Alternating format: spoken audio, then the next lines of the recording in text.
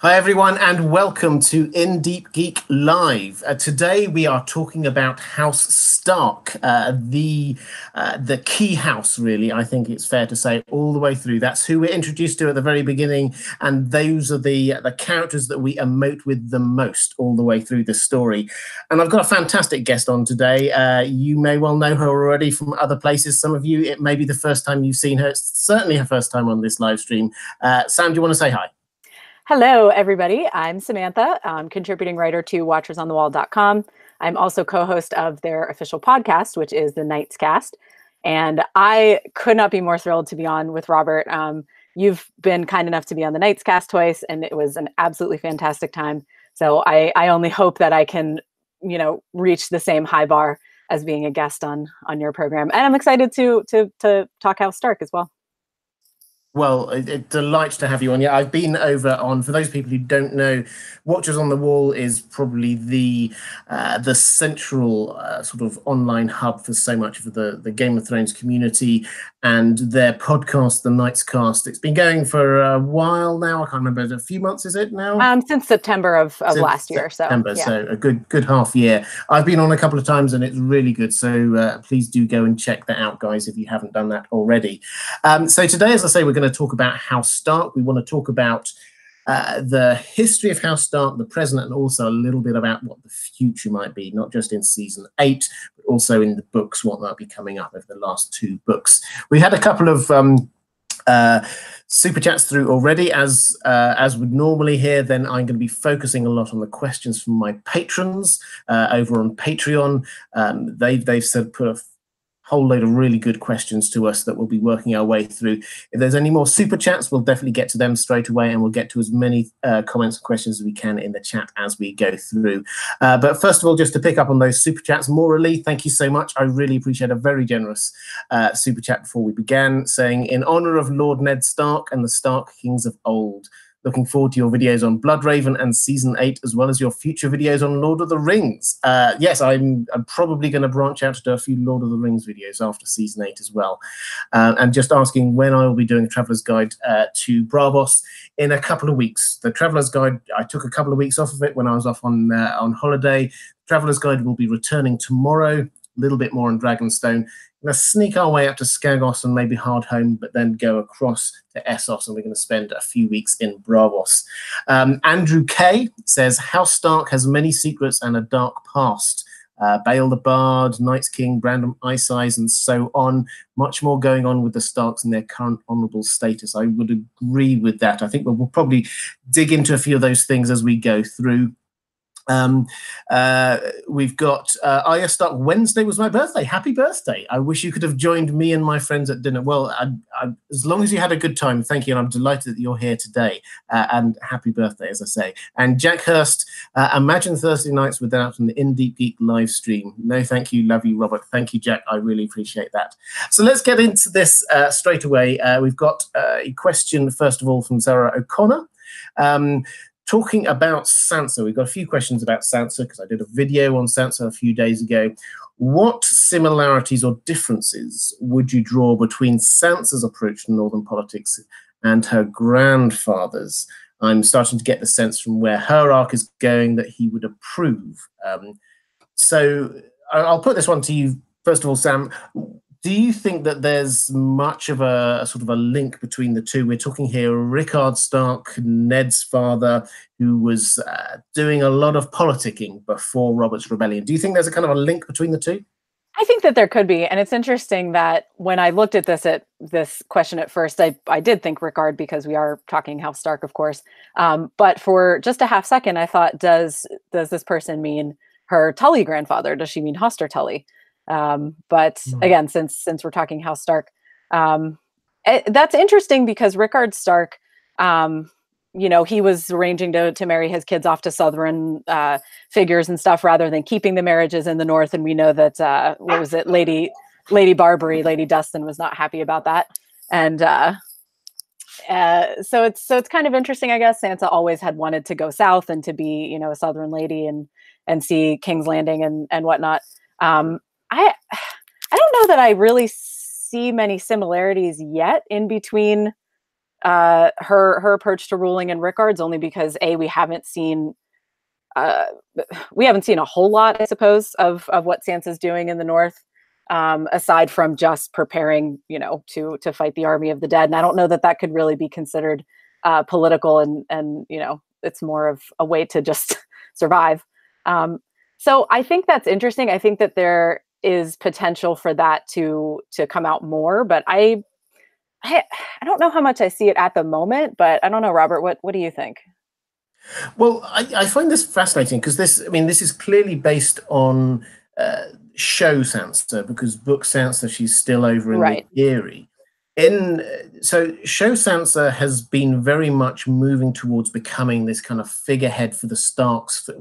It was her who persuaded Jon to be reclaiming Winterfell. It was Jon was all for not bothering. She persuaded him to do that. She's the one who's rallying the North. She's the one who's there standing in the position of the Lady of Winterfell, as it were, pronouncing judgment on Littlefinger and all the rest of it.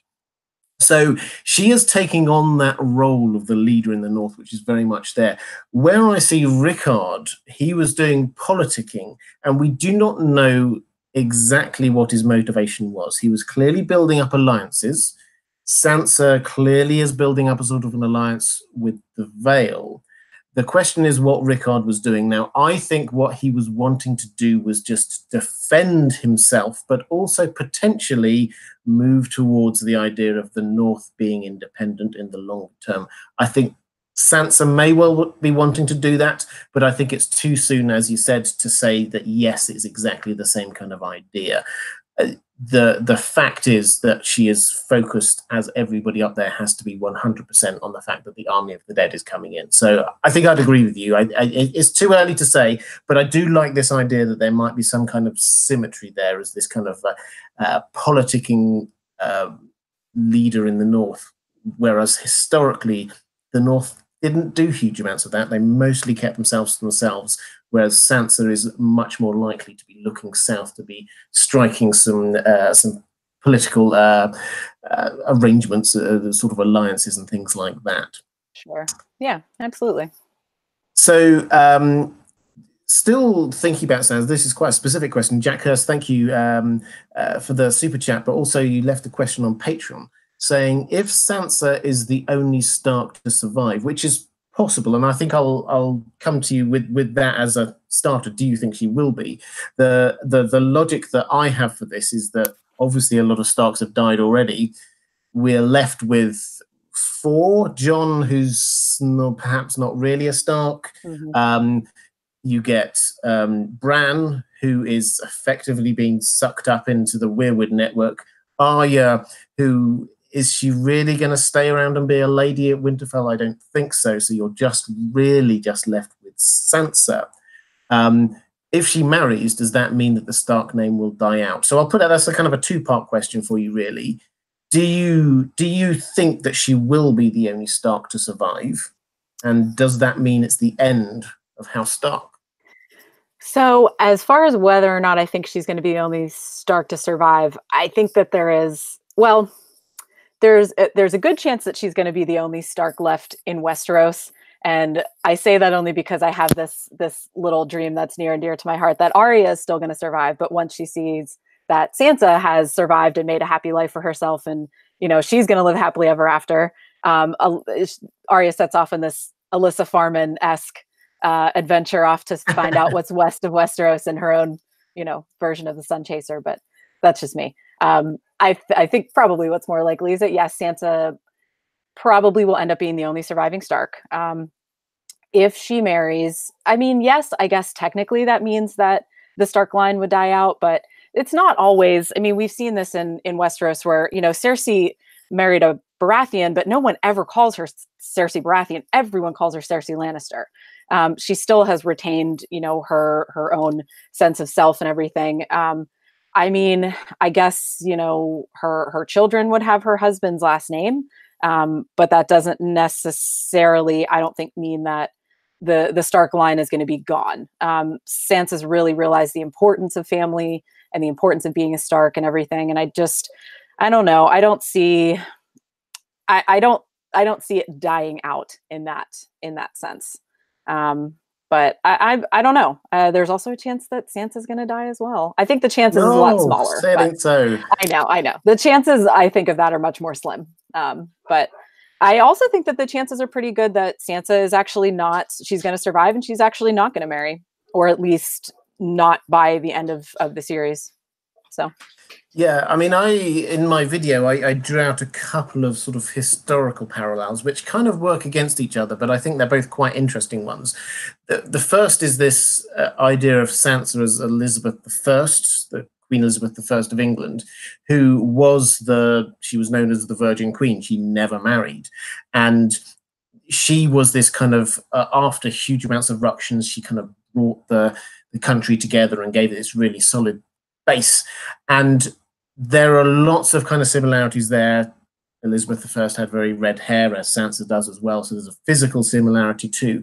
So there's one kind of image there. There's another one which is based on the Wars of the Roses, which is the original inspiration or spark of inspiration that George R.R. Martin used when he was thinking about the Game of Thrones. And in that, historians have got many more layers of detail than this, so I'll go to the simple version. But that was the House York against House Lancaster. Obviously, George R. R. Martin saw York, Stark, Lancaster, Lannister, and the way that broadly ended was that the two houses joined together and they formed a new house, House Tudor. So that was what happened there. And in that instance, then yes, that would mean the end of House Stark.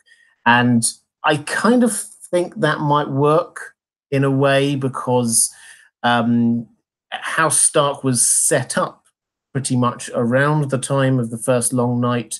They would seem to be some kind of defense mechanism for humanity against the others, the White Walkers. So if this is all resolved, then perhaps the need for House Stark is gone. But I don't know. There's a couple of different options there.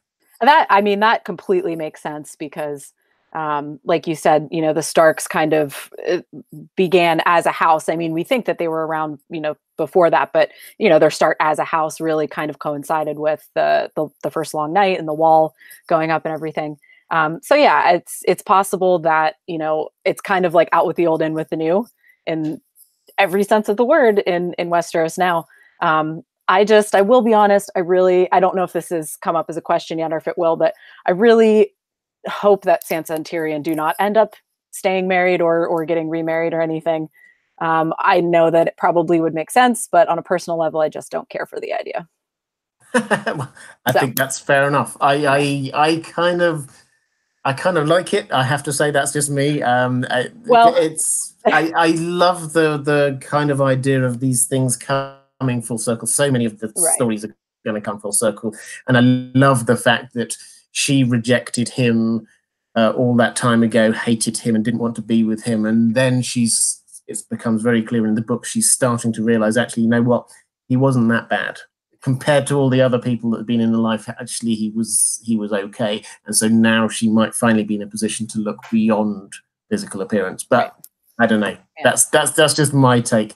Christy Miller in the chat, thank you so much for the super chat. We'll be talking about the Night's King and Night's Queen in a bit more detail in a moment. So I'll save your question for a little bit later, if that's okay, but we will get to that.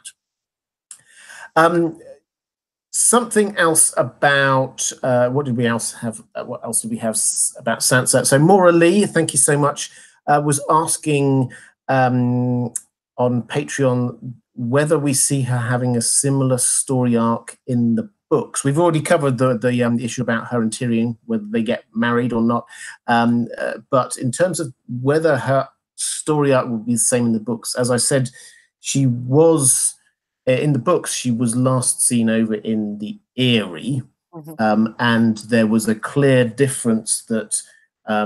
Whereas on the show, she was married off to Ramsay, and we had that whole situation. That didn't happen in the books. That happened to somebody called Jane Poole, who everyone was pretending was actually Arya, but wasn't. So that bit of storyline is not there.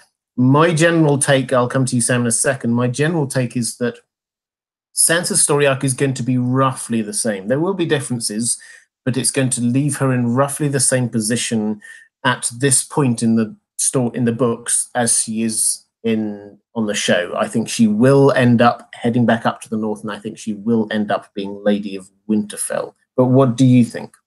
It's funny that you say that, because if you had just asked, me first, I would have probably said exactly the same thing word for word.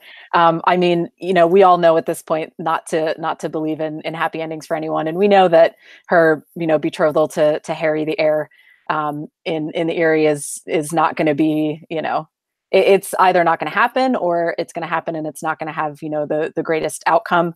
But yes, somehow or another, she definitely is going to make her way back to the north and be, I would say, instrumental in what's going to happen at Winterfell, just like she has been in the show.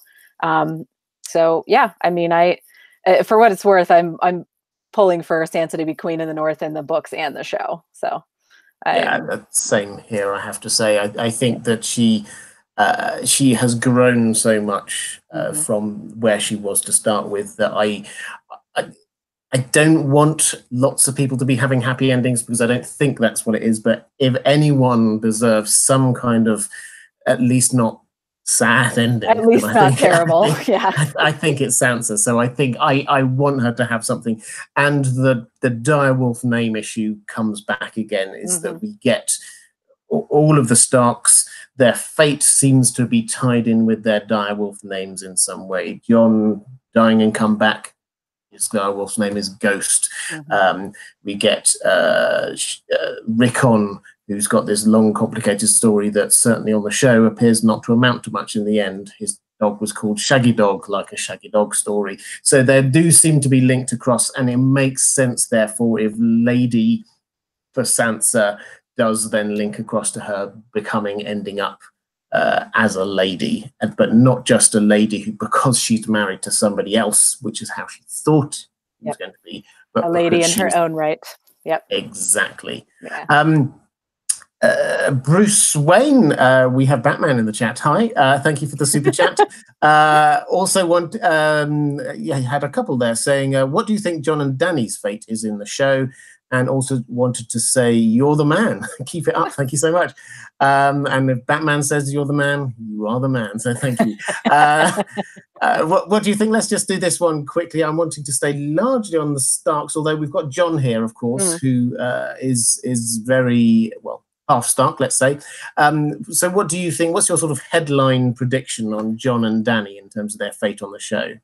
Well, I think Jon is definitely dying again for good this time, because I think that I think they're trying really to set it up that Dany is going to be the one to sacrifice herself for Jon. I know that the whole thing about the story about Nissa and Azor Ahai necessarily hasn't been like said in so many words on the show, but I think that they're maybe have been sort of setting it up that she would sacrifice herself so that Jon could be on the throne, which I think is not, I don't think Jon wants that. Jon doesn't want to, he's always been a reluctant leader at best. And I really don't think he's going to want the Iron Throne when it all comes down to it. I think that he is actually going to sacrifice himself for Dany, so that Dany can live. As to whether or not Dany is going to end up ruling, I don't know yet. We also don't know if the Iron Throne is actually going to still even be a thing in Westeros. My vote is that we're going to see Drogon burn it down in the same way that Balerian's breath, melted all the swords that put it together in the first place. But I would say headline item is that Jon's going to die to save Dany. They're also setting it up for Dany to be pregnant and have a baby. Meh is how I feel about that, but it's a good way to take the story. It's it's fine. So yeah, I don't. It would also fit if both of them die, I guess. But I'm going for Jon to save Dany. Okay. You heard it here first. If that happens, feel free to send all your love, adoration, and respect over. And to if him. I'm wrong, just leave me alone. I think. I mean, I don't think I'd disagree too much. They have left it very open. Is the honest answer here. So these kind of questions come back to us again and again and again. Yeah. One thing I am sure of is that there is not going to be the Hollywood ending. They're not going to live with this happy little family at the end of it. That's definitely not going to be happening. I think that Jon dying again is definitely on the cards. I can certainly see that. He's already foreshadowed that himself. He was talking to Melisandre, if I die, don't bring me back. We've had this whole idea. We've had Thoros already die. So Melisandre's theoretically the only person who can bring him back.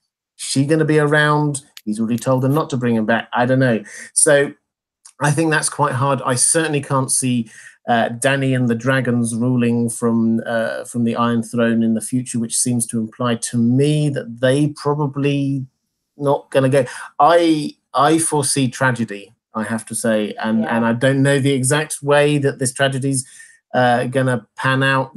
Maybe after the first couple of episodes, I'll have a proper guess, but I think certainly one person sacrificing themselves for another absolutely makes sense. Yeah, and I don't think that it's just going to be a case of, you know, this person sacrificing themselves to save someone else, which for the record I don't think is only going to be with Jon and Dany. I think, you know, there's going to be lots of other cases of that too, but I don't necessarily think it's just a person sacrificing themselves so another person can live. But I think one of the potential like proper end games of Game of Thrones is that, you know, the White Walkers came before, the Long Night happened before, and the problem wasn't solved because magic kind of still existed in the world. And it's come back with the birth of Dany's dragons, with the White Walkers coming back. And I think really the only way that you can have a real solid ending to the story is if magic is gone for good. And that includes the dragons. White Walkers, hopefully, you know, will be defeated, no more of them, but also that means that, you know, no more dragons, no more mythical magical creatures, no more mythical magical happenings. And that's kind of good because it's going to, you know, be a new kind of world. But I mean, I highly, highly doubt any of the surviving dragons at the start of season 8 are gonna be alive at the end. And that breaks my heart to say that. I love the dragons as much as I love the direwolves, but nope, they're not going to make it. I agree with you completely. I honestly can't say, and I get people asking me this all the time. I can't see the dragons. Surviving is probably the wrong word. They are not going to be sat there in Westeros playing an active part beyond season 8. Although I definitely do see, and this is again my fantasy of Alyssa Farman as, you know, Arya as Alyssa Farman. Somehow Arya ends up with a dragon egg, maybe. Probably not. Super unlikely. Super unlikely. Maybe, but I don't know. There has to be balance. Yeah. If ice is vanquished, fire has to be vanquished. Exactly. If ice is pushed back, fire has to be pushed back. We can't just have one or other in control at the end. So, the dragons, it doesn't mean they all have to die, but it means that they're not going to be hanging around. Maybe somebody's going to fly off on one. I don't know. But I could certainly see, and it was kind of teed up, if you're looking for it, in Fire and Blood, dragons killing each other in a Dance of the Dragons style kind of way. I could certainly see that happening. And also I could certainly see one of them being shot down with one of those scorpion bolts, because having introduced it as this kind of thing which can do that, then you're kind of wondering whether or not this is Chekhov's scorpion, that it can shoot stuff down in the end. I think the future's not good. But we did have a super chat from Hermione Granger of House Gryffindor with 109 SEK. I think that's Swedish krona. Will Rickon die in the books then? Oh dear. Well, I'll give my short answer and then hand it over and then come back. I'll give my longer answer afterwards. My short answer is yes, sorry, I think so.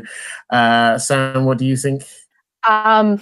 Unfortunately, I think so too. I was just thinking about this a little bit earlier today because I was wondering if this would come up as a question, and I kind of feel bad because it's like the writers and showrunners kind of forgot about him as in the show to begin with, and then he ended up having a pretty, you know, ignoble, arguably maybe preventable death if he just would have zigzagged.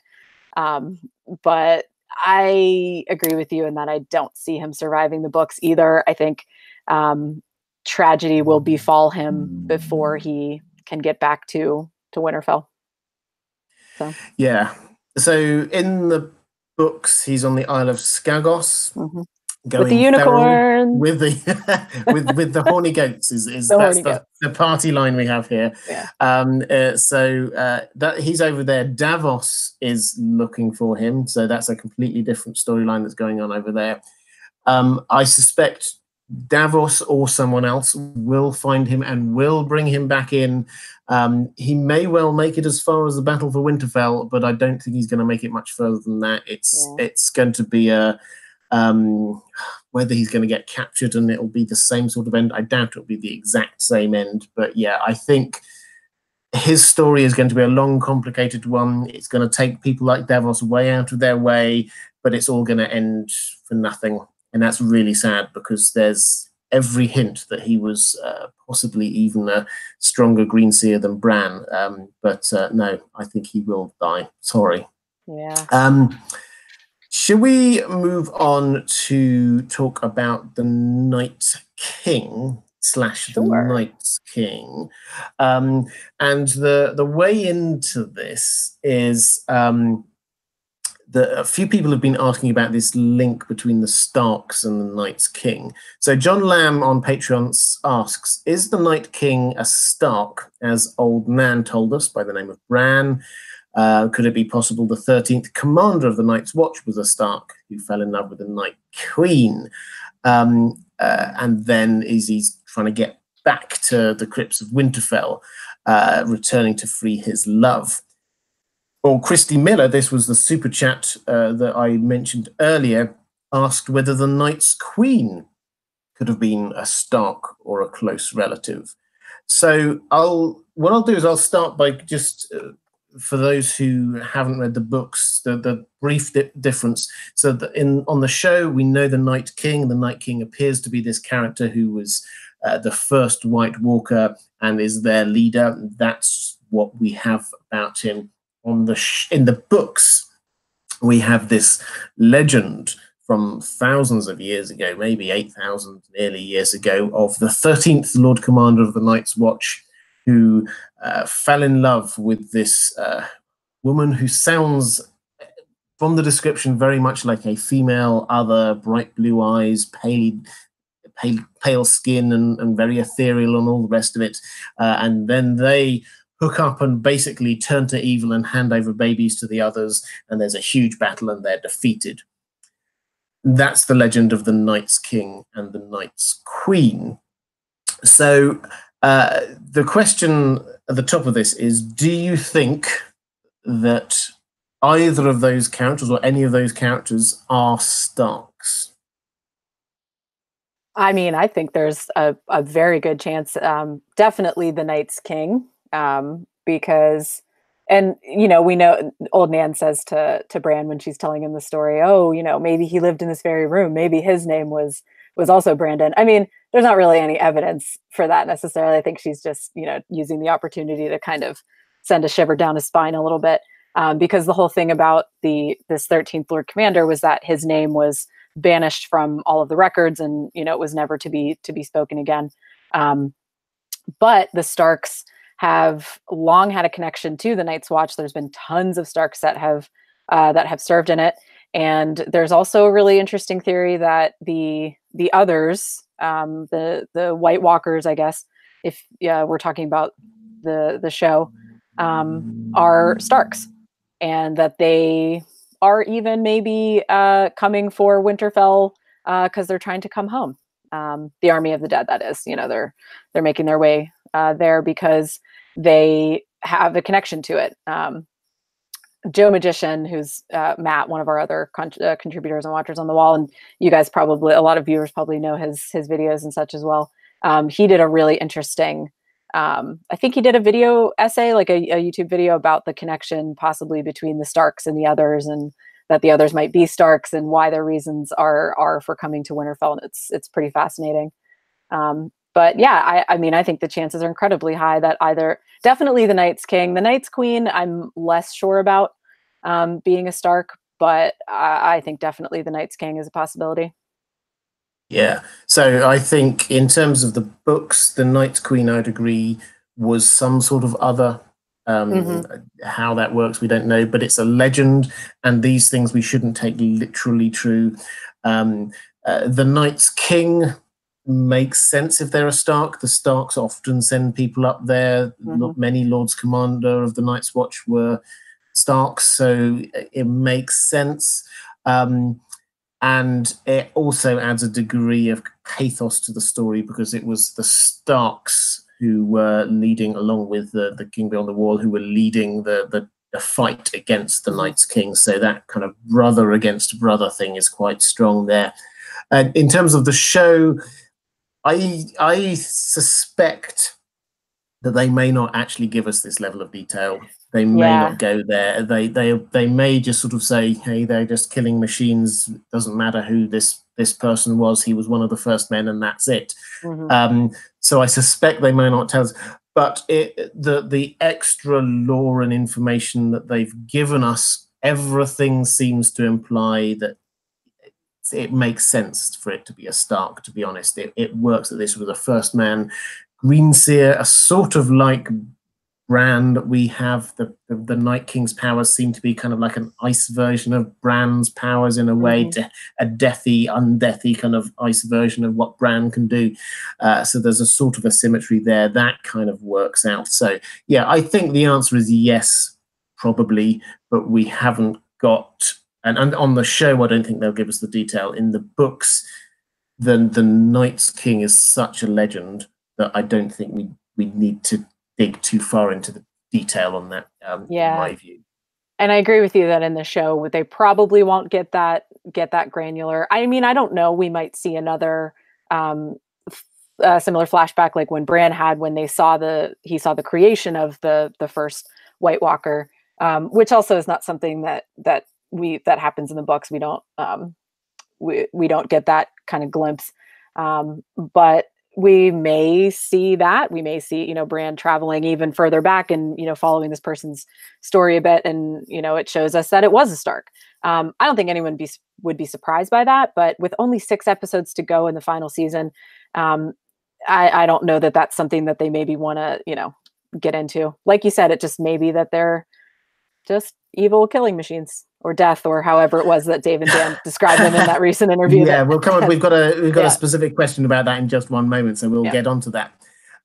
We had a couple of extra super chats. Just going to quickly get onto these. The Prince That Wasn't Promised, $10. Thank you so much. For the realm, do the Starks get their warg or warg ability from procreation with the daughters of the warg king after defeating them? And if they fought versus the children, was the warg king the first three-eyed raven? So for those who don't know about the Warg King, so the Starks, we often think of them as having ruled the North all the way through since the Long Night, the first time round. That's not how this panned out. They were petty lords or petty kings, powerful ones, but they did not rule the entire North. And it was only over the course of hundreds, thousands of years that they defeated all of these other kings in the North and united the North as this whole place. And so there are a couple of these northern families that they defeated that sound particularly interesting. There are the Marsh Kings and also the Warg Kings, and in both instances, the story goes that they killed them off, but they let the daughters live and then intermarried with them. So, is it possible that that's where they get their warging ability from? It is possible, but I personally suspect that they might have had it before anyway. It's not too. It seems quite widespread across the North, particularly the wildlings and things like that. That it's not just that the Starks didn't have it, and then they found a magic family who allowed them to have it. There are lots of other people who have it. Do you have any thoughts on that one, Sam? No, I mean, I agree, because it's like you said, it's something we know is kind of very widespread, not just among Starks, but among other people in the North. And I think that there is just inherently a lot more magic in the North. North of the Neck, I think just things are just different. And I think if obviously if you believe the theory that all the weirwoods are connected and they have, all sharing. It's fact. It is proven. But yeah, no, it's the North to me, and maybe this isn't, canon or anything. It's just a personal feeling, has always just felt so much more magical than other parts of the kingdom. Maybe it's because they keep the old gods, you know, maybe it's because of the weirwoods, but yeah, I definitely don't think that there was, you know, this one thing that happened and they started mating with these, you know, the daughters of the Warg King, and then they gained these abilities. I agree with you. I think it's something that they've probably always had. Yeah. I mean, I think I love that thought about the North being more magical. I think that there are a lot of things. I think you're right with the weirwood network being there, trees not being chopped down. The wall seems to be, they've built this massive hundreds of miles long wall, which is not just a wall, but it's a magical barrier. Melisandre in the books, when she gets there, she comments that, you know, it makes her magic more powerful. So it certainly seems to be, yeah. There's more magic just generally around, and as I say, lots more people with this kind of First Men blood. In terms of the second part of that question, I'll quickly just cover this one. Was the Warg King the first three-eyed raven? So in the books, the three-eyed crow, which is the equivalent of the three-eyed raven, is the name that Bloodraven has. But it's quite interesting because he doesn't actually recognize it, because actually what this is, I did a whole video about this, it sounds slightly counterintuitive, but he did not know what his avatar was in this kind of dream space. And so Bran has been hunting for this three-eyed crow and is asking for the three-eyed crow, and Bloodraven kind of goes, oh, yeah, I suppose I could be a three-eyed crow, in the same way that Bran was the winged wolf that was changed down. He didn't know that he appeared as a winged wolf who was changed down. Jojen had to tell him that that's how he appeared. So you don't necessarily know how you appear. So that the three-eyed crow / raven is simply how Bloodraven appeared in this kind of vision world. We had a couple of other super chats I want to get to. Vanessa Cole, VK Cole Art. Vanessa. Thank you so much. $20. No question, just enjoying the discussion. Well, Vanessa, thank you so much. You know I've been trying to get you back on here whenever you're free. Do let me know. For those who don't know, this is my plug for Vanessa. She does excellent artwork. You can't see because it's very fuzzy, but that there is one of her paintings, and she does some fantastic stuff. So please do go and check out her stuff. I'm sure one of the mods will put a link to her website in the chat if you're watching live. So thank you, Vanessa. I really appreciate that. What else did we have? Linda Prosuta, $50. Thank you. That's incredibly generous. Saying, great live stream. Thanks for all you do. You are very generous. I did spot you did leave a question over on Patreon. We will get to that in a little bit. So don't worry, we'll get there very soon. And then Lana with 50 SEK. As I say, I think that's Swedish krona, but correct me, guys, if I'm getting that one wrong. I want to talk about the walls, plurals. One wall is gone. What about the other possible wall from the Shadowlands going into the north? Right, so this is... I was about to say this is speculation, but we do not know what's going on. So the Shadowlands are to the far east of Ashai, and I might throw this to you, Sam, in a moment, in case you've got some detailed knowledge on this that I haven't. But we often, when we hear about the Shadowlands, they're talked about in this kind of hushed, mysterious tone. They're actually mentioned in book 1. I might have said it on the show as well. When Illyrio says where the eggs came from, he says they're from the Shadowlands beyond Ashai, which is where dragons were rumored to come from. And so, yes, there's possible rumors of there being some kind of a wall there, which, because there's also the 5 forts not too far from there as well, what appear to be ancient defenses of some kind. It kind of makes sense if the others, the White Walkers, are in their equivalent of the North Pole, that they don't just have to come down through Westeros, they could come down other ways as well. So is it possible that that's happening, that there's the same thing happening over there? The short answer is we don't know, because we've had no rumors of it or anything at all like that. And as far as the show is concerned, they're not going to cover that. I don't think. They've not really mentioned that at all. As far as the books are, I'd leave it slightly open, but I think that the action is going to be, as it has been on the show, the action is going to be moving westwards. So Dany and all of that lot are going to be moving across westwards. And so actually, there may well be things going on there.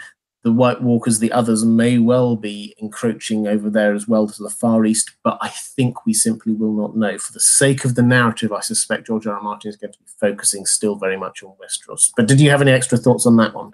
Not really. I mean, I would have to agree. And then, like you said, we don't, obviously the show isn't really going to touch on it. And did they, in the show, I'm not remembering because it was so long ago now in season 1, but did Illyrio actually say these came from the Shadowlands beyond Asshai, or did he just say, is that how he phrased it? I think he did.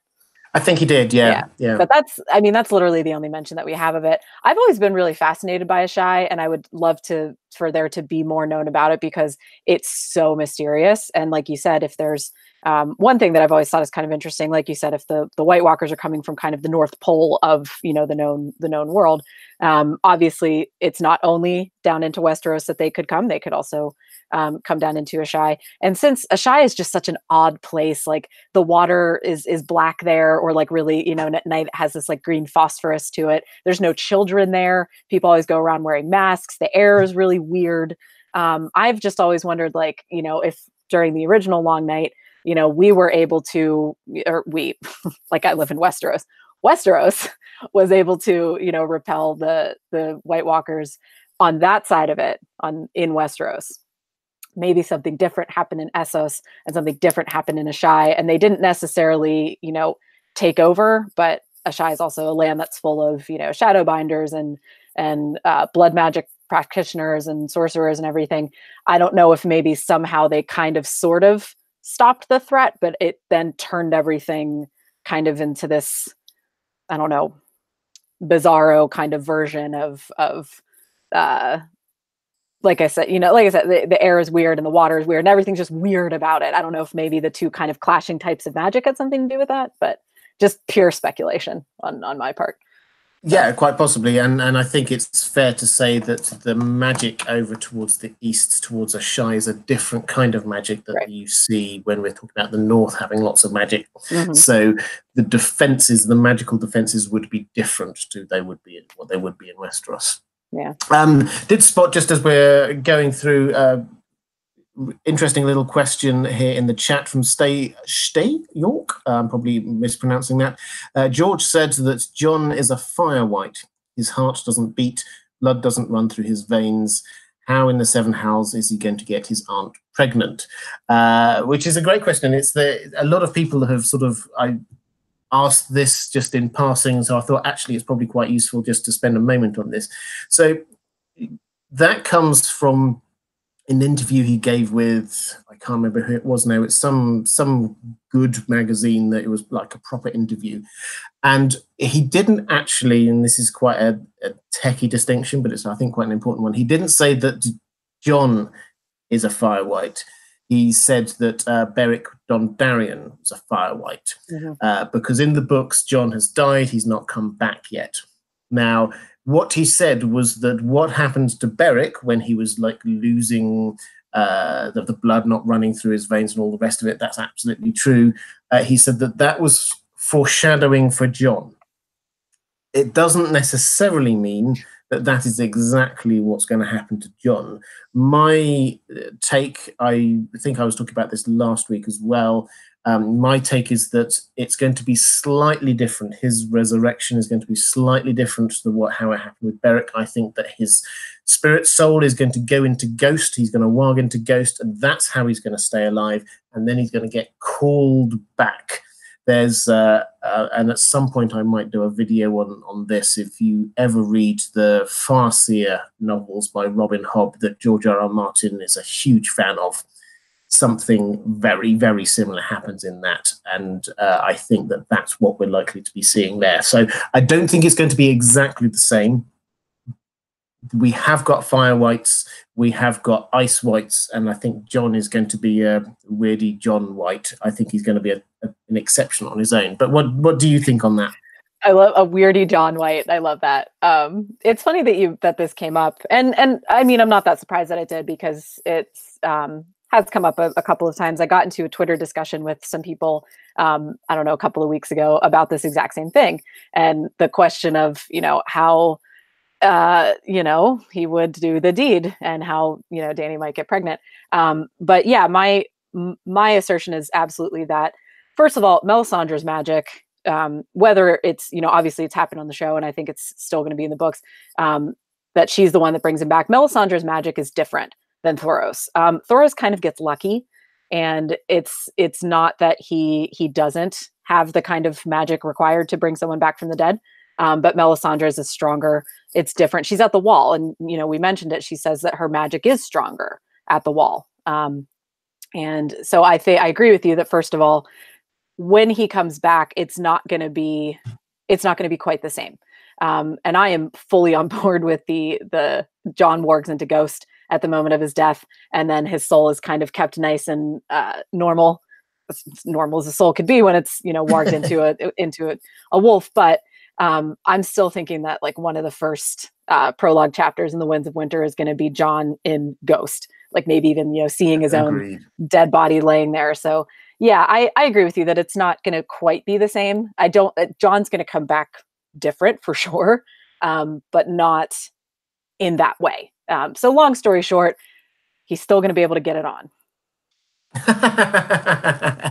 Yes, I think that's probably right. And on the show, they just ignored the whole fire white thing anyway. The Dondarrion seems like a fine figure of a man who seems to be able to remember everything, and as far as we can tell, has blood flowing through his veins and all the rest of it. So they just ignored that. Yeah, definitely. But we were talking about the Night King, and Linda Prasuta, thank you again, a very generous super chat, $50, saying, if the Night King is death.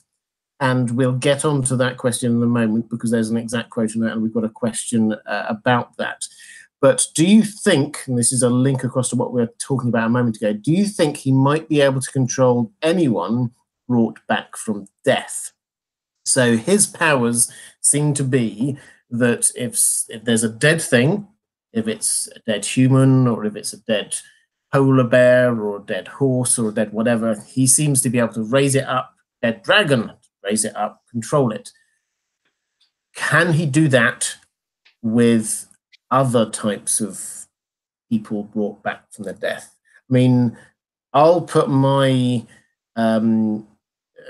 my first point here. I'd be fascinated to hear what you think. But my take is that if something has been brought back to life of a type through some other kind of magic, then no, I suspect he does not then have control over them.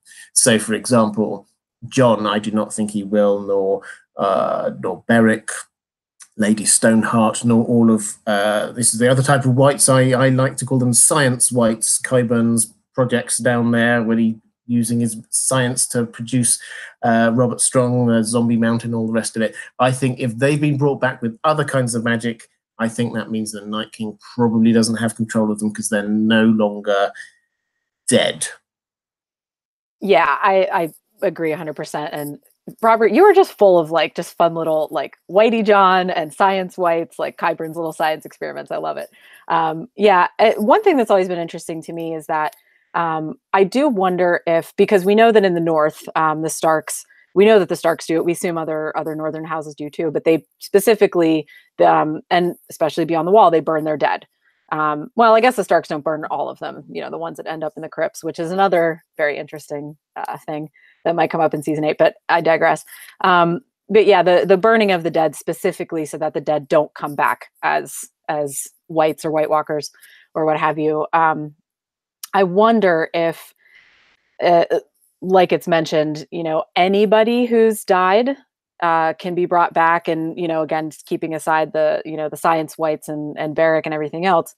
I wonder if, you know, as the army of the dead makes its way further south, like he's just literally going to be calling up anybody out of any graveyard, you know, that's along the way. I think that's interesting. I don't know if maybe has to be, I don't want to say that it's like it can only be people from the North that he can bring back, or that they can bring back, because I think that would just be, I don't know that would make as much sense.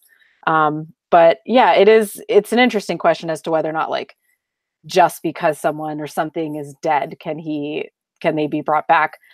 But there is a lot of evidence to that fact. Like you said, anything from polar bears to horses to people to dragons. I don't know.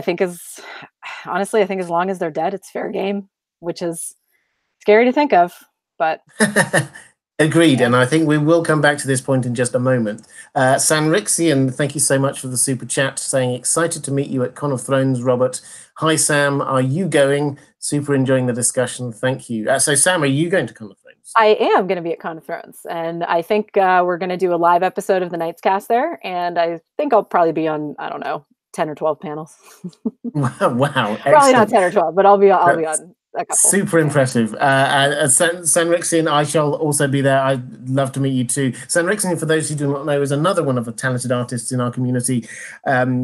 She does live art over on LML's Between Two Weirwoods channel. When they're having a discussion, she's just drawing something. It's fantastic and fascinating to watch. I highly recommend you go off and do that. And I think she's got ranges of t-shirts and stuff as well. Yeah. But thank you so much for that. Yes, I will be at Con of Thrones. I'm really looking forward to meeting as many people as possible. So if you see me, if you are going to be there, if you see me, please do come up and say hi. I'm sure I'll be doing some panels and things as well. So it'll be great to meet as many people as possible.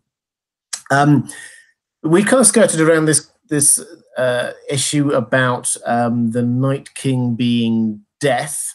So let's sort of answer this one. I know you said you had a couple of thoughts on this. Katie Yoda asked over on Patreon, since Dan and Dave came out saying that the Night King is nothing more than death coming for everyone, does this change any part of the story? Now, I'll quickly read the quote, because I dug it out. I'd not actually read the specific quote before, but I'll quickly read the quote. So this is Dave Benioff says, I don't think of him, the Night King, as evil. I think of him as death, and that's what he wants for all of us. It's why he was created, and that's what he was after. So that's the quote. Sam, you said you had some thoughts on this. I do have some thoughts on this because there was quite a bit of hand-wringing over on Twitter when this story came out the other day. And I'm if you don't mind, I'm going to add also Weiss's quote as well, because his, I think maybe it explains a little bit more, or maybe just puts it in a different context. But so what Dan Weiss said is, we always like the implication that they weren't some kind of cosmic evil that has been around since the beginning of time, but that the White Walkers had a history. That something that seems legendary and mythological and permanent wasn't. They had a historical cause that was comprehensible, like the way the wars on screen we're seeing unfold are comprehensible. They're the result of people or beings with motivations we can understand. So what I was seeing, a lot of people were pretty worried that this means that David and Dan don't understand the story very well, and they're not going to give it a very good ending, because we all think of the Night King and the White Walkers and the Army of the Dead as evil. Like, they're the bad guys, they're the forces of evil, they're coming to get Westeros, and that's kind of how it's, to be fair, that is how it's been presented. But that's not exactly what David and Dan are saying, I think. Death is never really the end of something. I mean, it's the end of one thing, but death is almost always the beginning to something else. Think about the fact that, especially in A Game of Thrones, in the TV show and in the books, mother dying in childbirth. Well, that's one death, but then that's also, if the child survives, Lyanna Stark is a great example of that.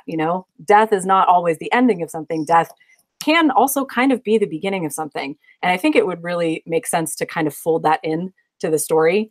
I mean, what happens to dead people when the White Walkers and the Army of the Dead come knocking? I mean, they're not dead anymore. It ties in, I think, pretty well with what Dan said about them having, the White Walkers having a history.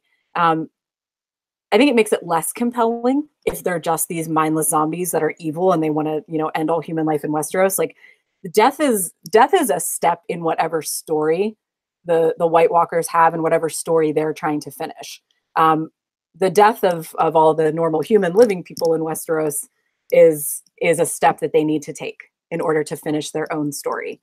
And I think that that's a much more likely explanation I don't know if maybe I'm thinking too large here, but I kind of like the fact that it would.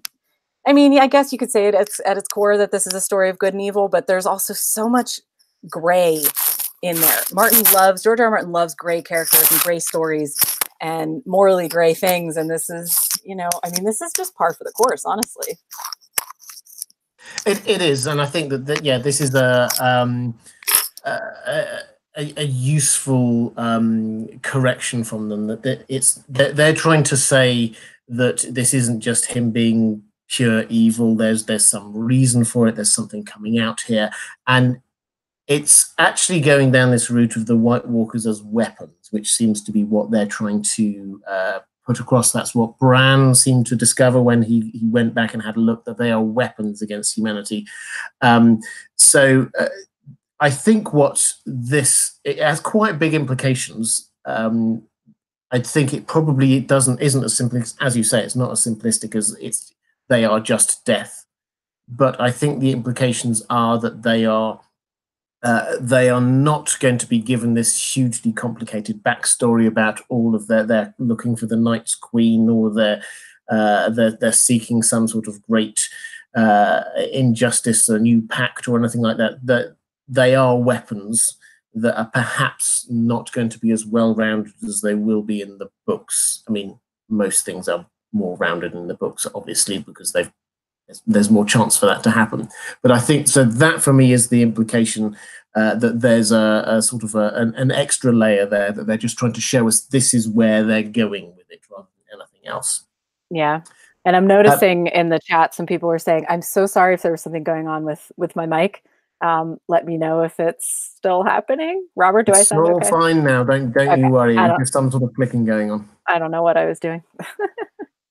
Pink Grapefruit 22, thank you so much. $20. That's very kind. Loving this discussion. Who do you think will be the first Starks to reunite in the books? Jon and Sansa, like in the show, or none of them ever?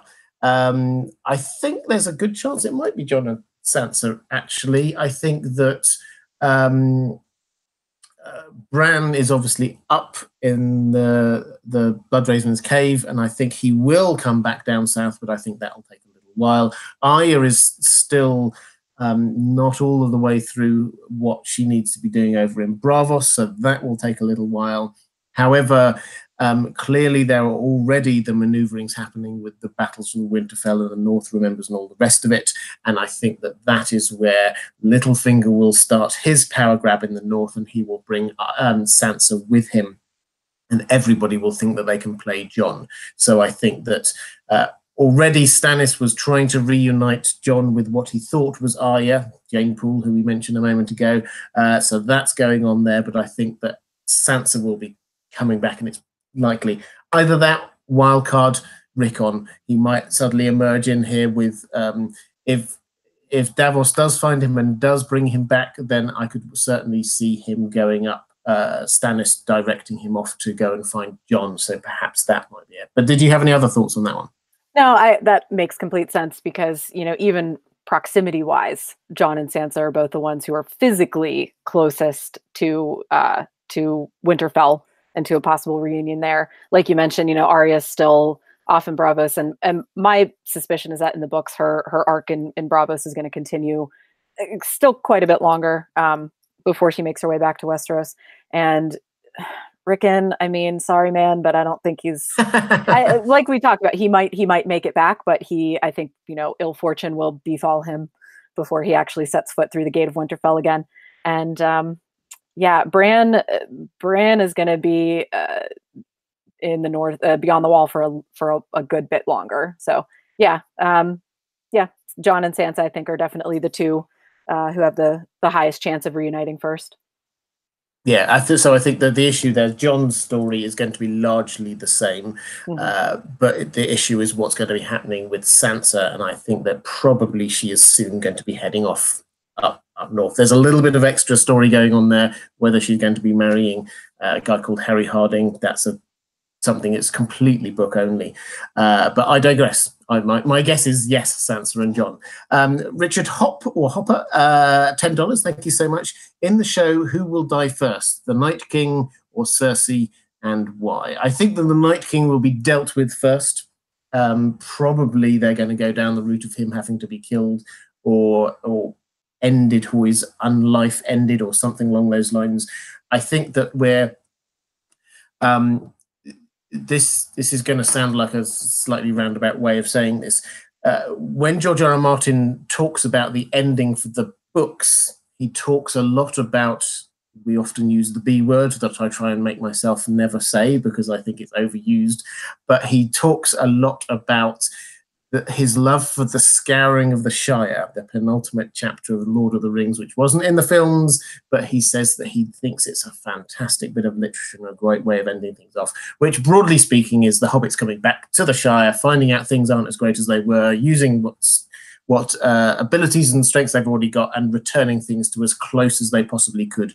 And some second level villains were just defeated as well. So I think that what we're looking at is something along the long lines of that in the books, that after the big bad has been dealt with, we're then going to get the secondary bad who has to be sort of cleaned out. And I think that is probably how they're going to go on the show. The first half of the season is going to be largely this focus about the Night King, the Army of the Dead, and all the rest of it. The second half of the season will pivot down more towards King's Landing, what's going on with Cersei and Euron and things like that. So I think that the Night King is going to be dealt with first, and then Cersei second. Yeah. What do you think? Absolutely. And it's funny to say that of the two threats that Cersei is not the bigger one, definitely, but a different type of threat, and an incredibly dangerous one as well. Yeah, she's not necessarily killing people by the thousands. Well, not since the Sept of Baelor, but she's not bringing them back to life as dead, zombies. But yeah, Cersei is an incredible threat, and I think that it actually would make more sense to do, at least with the Night King. It's almost more straightforward. You know how you can defeat him, and you know that these are the steps that you have to take to defeat him. With Cersei, she's a viper's nest, man. You just there's a lot to handle with her, and a lot of different ways in which she could outsmart you, and you have to outsmart her, and it's just, it's politics can be scary.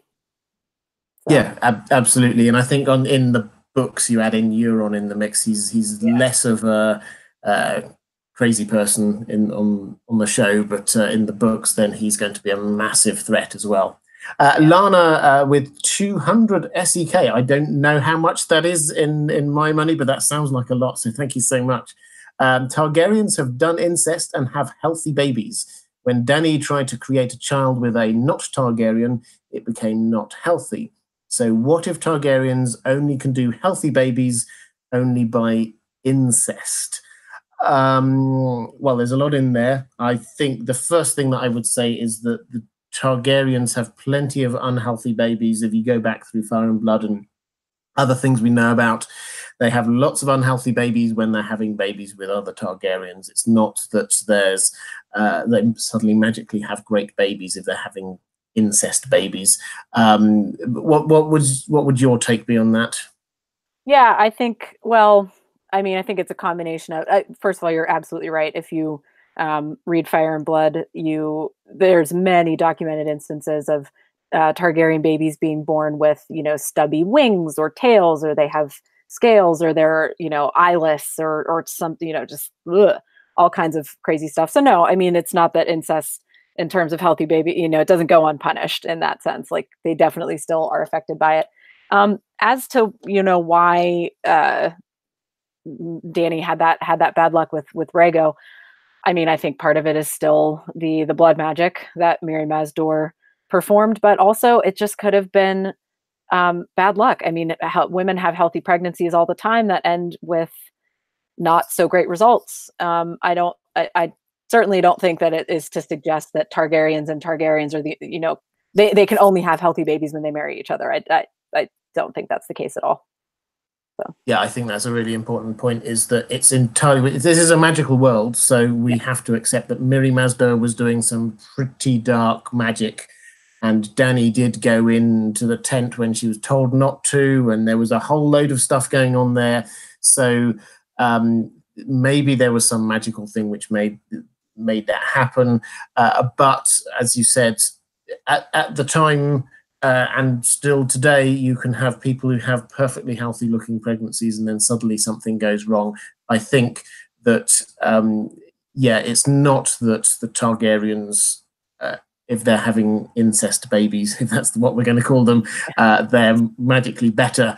I think the evidence actually, if anything, goes the other way around, that suggests that having babies with other Targaryens, it makes it more likely for them to be born deformed or to die or whatever. You only have to look at actually Jaehaerys and Alysanne. I forget how many children they had, but was it 13 or something? 13, yeah. And I can't. How many of them actually survived?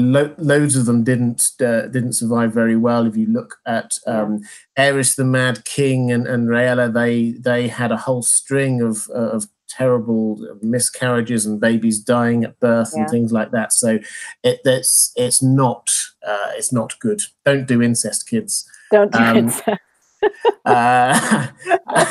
Thank you so much for that. I think that was a really interesting question, just to work through that one.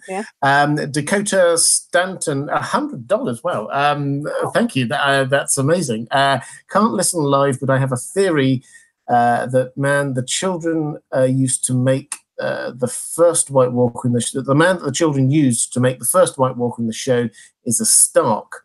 As such, Stark blood started the Walkers, and Stark blood is needed to end them. Well, I'll throw you're nodding very strongly here. I'll throw this one straight to you then.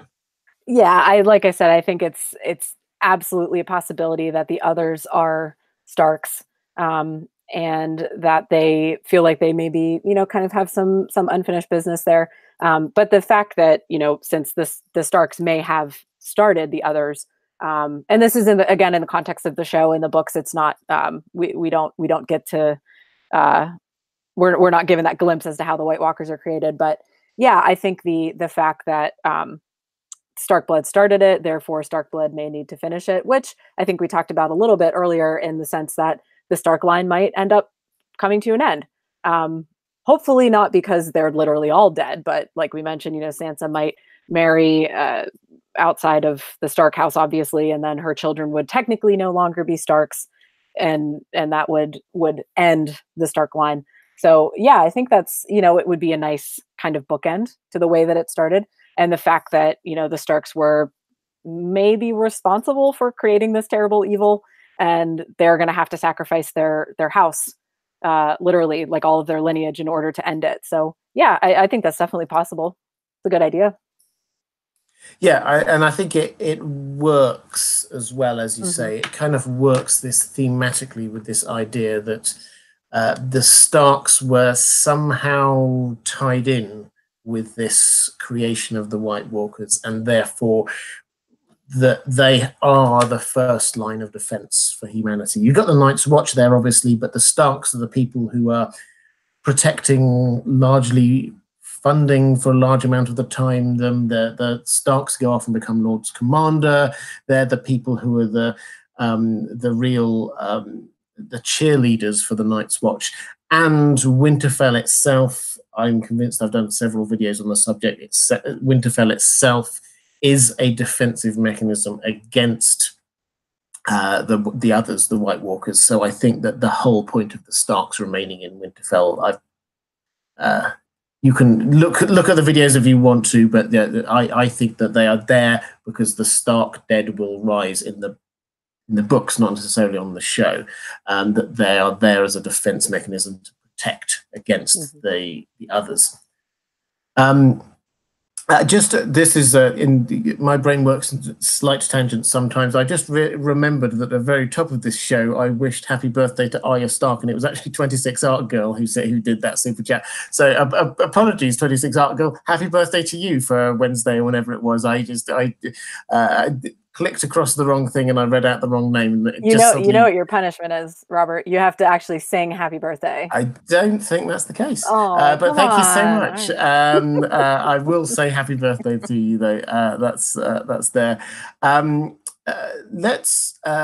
So Lana, thank you again for another super chat. That's very kind. Incest equals Targaryens makes healthy babies. Why? I think we covered this one off in our what we were saying before. I think that the answer is that incest does not make healthy Targaryen babies. The evidence from the books is that quite the contrary.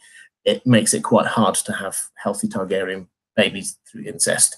As I'm trying to do generally sort of roughly halfway through these things, we're probably a bit over halfway through, is just to give people a quick heads up on what's coming up on my channel and what's going on with my stuff.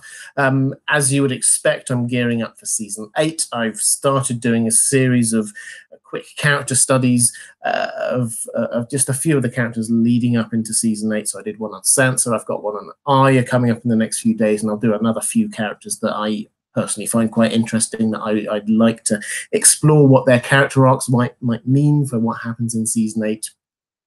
I will, because people keep on asking me, I will try my very best to get my Tower of Joy videos that I've been leading up to for so long out before season 8. I am currently writing them. It might turn into 3 videos. Rather than doing one epically long one, I think I might do 3 20-minute videos or something like that.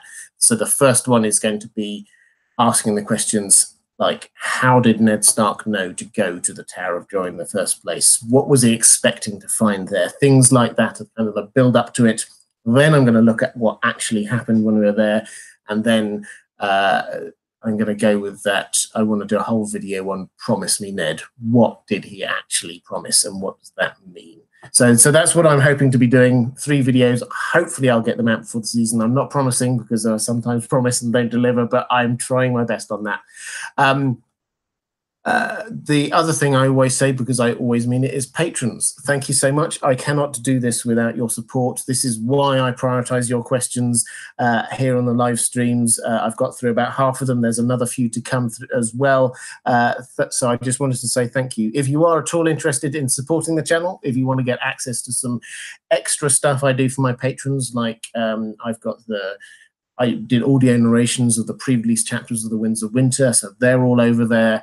You also get all the exclusive audio from my second channel, The Well Told Tale, where it's me reading my favorite classic science fiction and fantasy stories. Like, we've got things like Call of Cthulhu's on there, Frankenstein, things like that. So if you are at all interested, there's a link to my Patreon down in the description.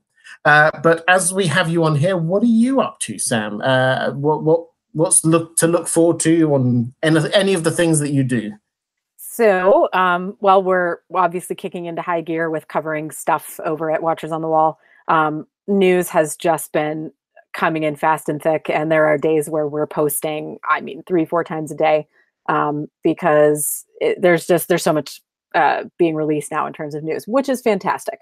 And of course, we're very happy to bring it to everybody. So tons of really good stories on watchersonthewall.com if anybody would like to check them out.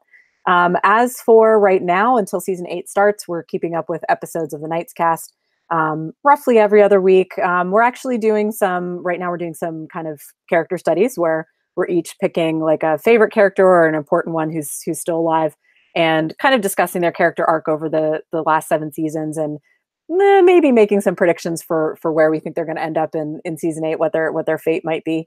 So we're going to do those for a couple weeks, and then when the season starts, we are going to be live streaming every Sunday. The first live stream we're going to do on premiere day, we're just, again, going to kind of talk about our thoughts about season 7. We're going to do like a Q&A, make some predictions for the end game of season 8.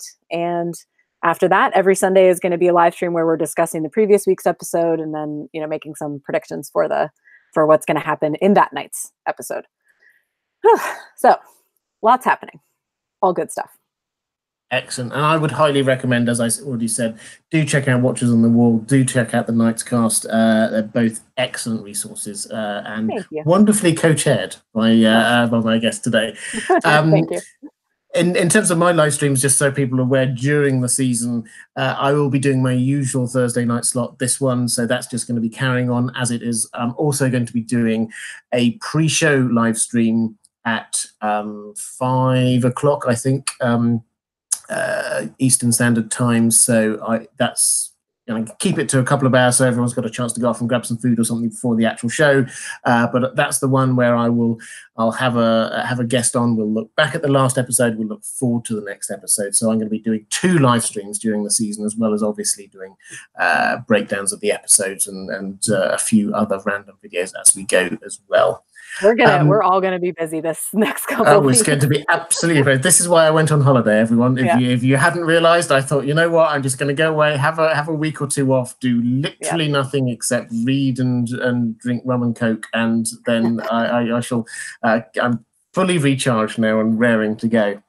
Good. Cool. But let's get back into it.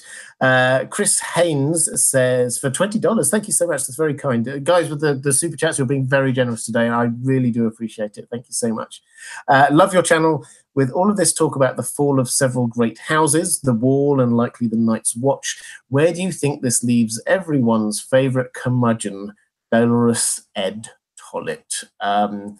Now, I don't want to be the one to say this. I have a feeling that you're going to say the same thing as me, so I'm going to let you say this. What's his fate? Well, I think the obvious answer is that Dolorous Ed is going to survive everyone and end up on the Iron Throne. Obviously not. Just kidding. I don't know. I think he's gonna put up a very good fight, the best that he can. I think that in some way, if he feels that his death is imminent or something, he's going to instruct whomever is fighting next to him. Maybe it's, Tormund or Beric, like, hey, if I fall or maybe he's mortally wounded or something, hey, that torch that you see on the wall, over there or on the battlements right there, just light me up so they can't bring me back and you guys don't have to fight me. Of course, accompanied by some really funny, cynical quip. But the thing about season 8 is that, we're going to have to say goodbye to so many people, so much of the cast. And just because they're, kind of a minor character who's made us laugh. I mean, Dolorous Ed isn't safe. Tormund's not safe. I hate to say it, but, Yeah, he's a goner. Sorry, guys. I think maybe it'll turn out different in the books, I don't know, but in the show, the Night King seems to have this strategy. Had it north of the Wall, I'm sure he's going to do it south of the Wall, of leaving no living people behind. Mm-hmm. It's sweeping all the way across the north, from east to west, cleared out absolutely everything, then went to the Wall. And what I think that means is that he might have started at the very east end of the Wall, but he's going to sweep across and get rid of Castle Black and the rest of the Night's Watch, and then move south past the last hearth and all the rest of it. And I think that means that poor old Ed is going to be the first there. If he is, as he is, the Lord Commander, I think he will probably die at his post at some point in the first couple of episodes. So, well, yeah, but I don't know that he's going to be at the Wall per se, because we know from, we can suspect from what we've seen in the trailer that him and Tormund and Beric have made it to Winterfell at the very least, because we see them walking down a hallway carrying a torch that we assume that is the halls of Winterfell, or at least that was kind of the. You think it's Castle Black? Well, I don't know. I was waiting to see whether you had any to add to that, because I assumed that was Castle Black, because it seemed quite coincidental. It was the 3 of them, so the 2 who survived, Tormund and Beric, who survived at Eastwatch. Mm-hmm. Where would they logically have gone next? Well, either to west to Castle Black or down to Winterfell.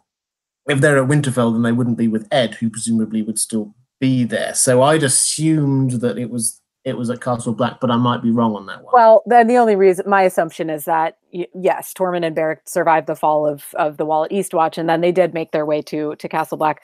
But my assumption was that then, and I know we're getting a little off topic here, sorry, but I think that the Night's Watch is the ones who are left alive are likely going to abandon Castle Black and get to Winterfell, because they know that that's probably where they're going to be safest, or at the very least, they don't want to be first in the line of fire.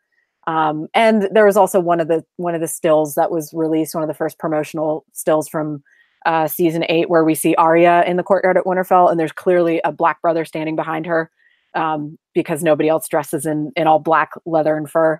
So that's just kind of where my mind was going with that. So, well, I think you may be right. I may well be wrong. I quite often am, but I think in any event, so am I. It's really fine. well, Yeah. poor Ed is not. He's not long for this series. I have to say, I can't. But Yeah. it would be nice for him to survive, but I can't. His usefulness in the plot, I think, is now at an end, and I think that once you got rid of your plot armor, you're probably in quite a lot of trouble. Yeah. Let's nip back to questions from Patreon. So we had a couple from. There's still talking about the Night King. Just before we go on to some random questions about House Stark. We did. This is a question from Maura Lee asking about Dragonglass. So if it took Dragonglass to turn the mystery man into the Night King, would destroying the Dragonglass reverse the process and turn him human, or at least make him vulnerable so that he could get killed or something? So where do you, I like this idea that it's not just going to be Jon with one big sword fighting the Night King with another big sword, and whoever's the better fighter wins. I like the idea that there's some twist on this that makes it not just a big battle that ends whatever threat we've got from the White Walkers. And one of the very few things they've shown us is this kind of dragonglass thing going into his chest. And so is that a clue as to how he was created, therefore how he might be ended? What do you think? That's something pretty interesting that I hadn't thought too much about. But when I saw this question, then I was thinking, I don't know that we've been shown how Dragonglass itself is destroyed. I mean, I guess, by brute force, by smashing it or something, because it is still glass. It's not like it's, indestructible like Valyrian steel or anything. So there would still be some kind of, force that would be required, I would think, to hit it and perhaps shatter it. And yes, that could kind of start to his powers from it could then start to kind of fall away or recede or something, which definitely would leave him vulnerable to being killed by more normal methods.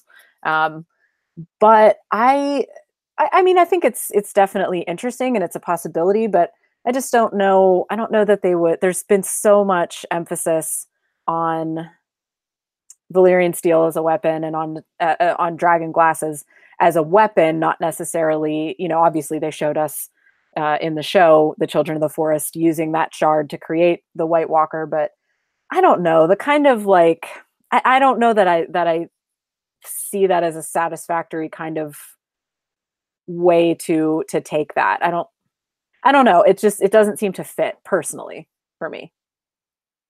Okay, I mean, I think that's fair enough. I think I like it more than I think that this is necessarily where they're going to go. I think I like it as an idea, because I don't want it just to end up with a big battle. Yeah, I don't think that's where George R.R. Martin will want this whole thing to end up. Just him writing about a battle and whoever wins is therefore safe and whoever doesn't is vanquished. That doesn't seem to be his style. So I think that I like the idea that there's some other way around this. Morally did ask another question, which I kind of hinted at earlier, which is, do you think if the Night King can raise the dead, do you think that if he gets anywhere near the crypts of Winterfell, he will raise the dead Starks to fight for him? Yes. Oh, great. Go for it. Tell us why. Tell us what happens. I don't think that that's probably what people want to hear. And of course, there could be reasons to the contrary. I've seen a theory out there that somehow that the Night King is going to try and raise the dead Starks, but somehow Bran is going to intervene, and Bran is actually going to control the dead Starks to fight for the side of the living Starks. But I think the chances are very high that once the army of the dead reaches Winterfell, that the crypts are going to be the first place that they go. And I think that he's going to raise the dead Starks down there, and the living Starks are going to have to battle the dead, in addition to the rest of the army of the dead. And I think it's going to be pretty freaking horrible to watch. I think that's one of the people who's going to be raised from the crypts. I don't know who it might be yet, but it's going to be a Stark that we recognize, and that's who is chasing Arya in the promo, and that's who she's so eager to get away from. So I'm planting my flag in that crazy theory. Yes, the Starks are going to rise from the dead. I don't think it's a crazy theory.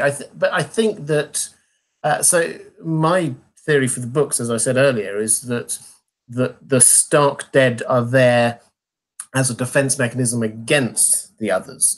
And I think, very long and complicated reasoning, that it's the Horn of Winter which will raise them.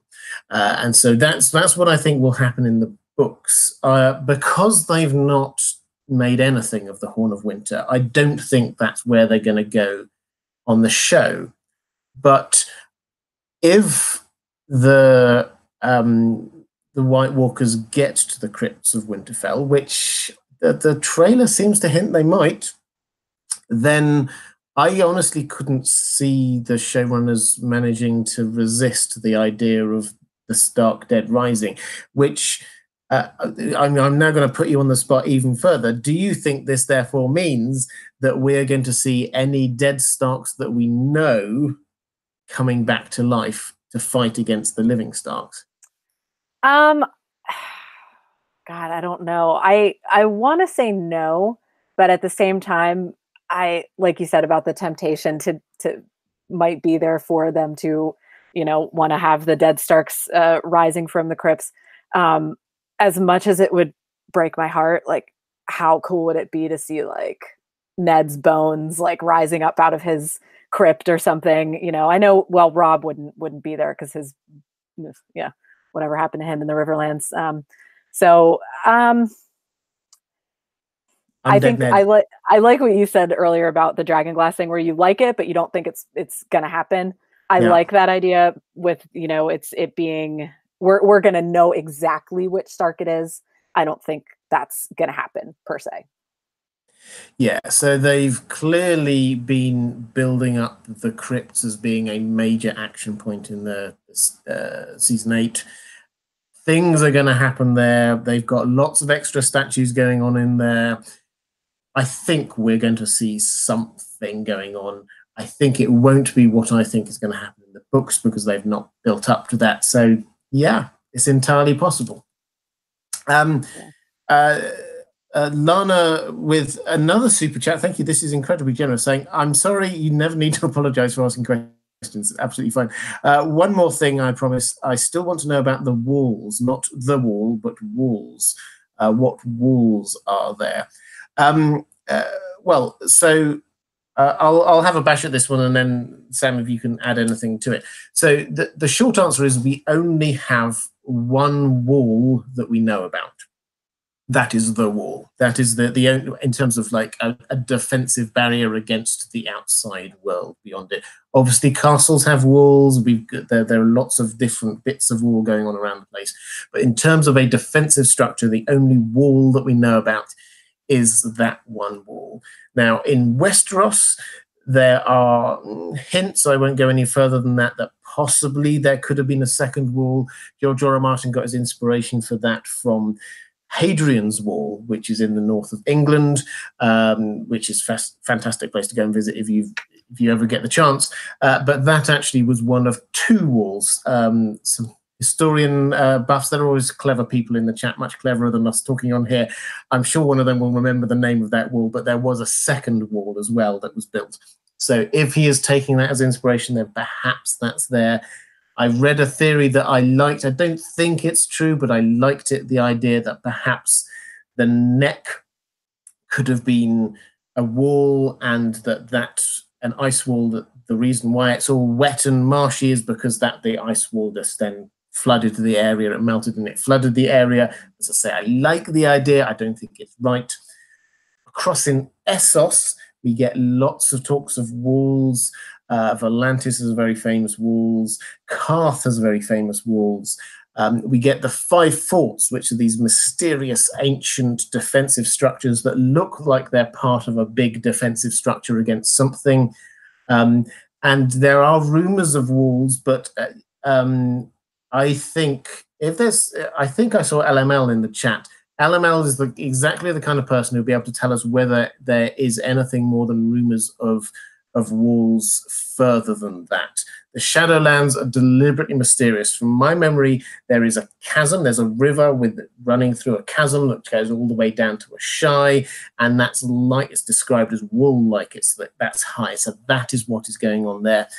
There is not an extra wall that we know of out there defending it. There are hints, there's possibilities, but there's nothing categorical. So I hope that's kind of clears that up for you. Have you got anything to add to that one, Sam? No, I'll defer to you on this one as far as the other theories about other walls, because it's not something that I've dwelled on too much. I very much like the theory that there might have been a wall at the neck, and that, you know, when it collapsed for whatever reason, then it became, you know, it created the marshland and swampland that's there now. That would make sense and be a really good way to explain the swampiness. But yeah, I don't. As far as, you know, there possibly being a second wall, I don't know. I don't know that George R. R. Martin would be maybe so literal with it. Maybe he means some kind of second metaphorical wall. Maybe, you know, there's the physical structure of the wall itself, and then maybe there's, you know, he's talking about there's the wall of magic that is woven into the physical wall or resides inside of it or as part of it or something. I don't know. I just spitballing here. Yeah, and I saw that LML is in very helpful form in the chat and has pointed out that Pink Floyd have a very famous wall. How could we forget that one? Yeah, absolutely. Yeah, we've got obviously there's also the original Watchers on the Walls as an idea. Rather than just on the wall. So whether that implies there was more than one wall that the Night's Watch were looking after, my instinct is that actually says more about the original castles there, Watchers on the Walls of the castles, rather than on the wall. Because just to round off this little thing, the wall as we see it and understand it and conceptualize it, this massively high thing, that's not what it's always looked like. When it was built, it was actually a normal wall size. We don't know exactly how high it was, but it was normal wall size. And the importance of the barrier was the magic that was put into its foundations, and that was what the real barrier was. It's just that each successive generation of Night's Watch have added to the wall, made it bigger, made it higher, so now it looks like this huge barrier that it was never meant to be initially. So that's we have to try and think back that this is not a physical barrier. What is stopping the White Walkers, the others going past it, is not the actual physical barrier. It is the magical barrier that is there. So we have to kind of look beyond the idea of the physical barriers, as it were. Adam Price, thank you so much for your super chat, saying hello, first super chat. Thank you so much. That's wonderful. Originally, I was just a show person, but after seeing your videos, I've started reading the books. Great content, thanks. That means a lot to me. I've got a great passion for these books. I think that they are immensely well written in a genre that, and I've been reading sort of fantasy fiction for many years, and in a genre that has a few beautiful books and a lot of frankly dross books. George R. R. Martin has got such a multi-layered and wonderfully written and multifaceted as well approach to writing that is astonishing. So I highly recommend people read the books, and I feel so happy that when people say that they've discovered them through stuff that I've done. So yeah, that means a lot to me. Thank you so much. Let's nip back into questions from patrons. I think we're going to head off to random Stark-based questions now. So High Bonds says, part of Arya and the Faceless Men's plot line is that the Faceless Men can't kill someone they know. There doesn't seem to have been a payoff for this yet. Who do you think Arya will be asked to kill who she knows? My thoughts are Gendry or Sam. This is book only, of course. So what do you think? Do you think that she is going to be asked to kill somebody that she knows, and she will just won't do it? Well, I don't know that I'm remembering where it says that Faceless Men can't kill someone that they know. I mean, am I not?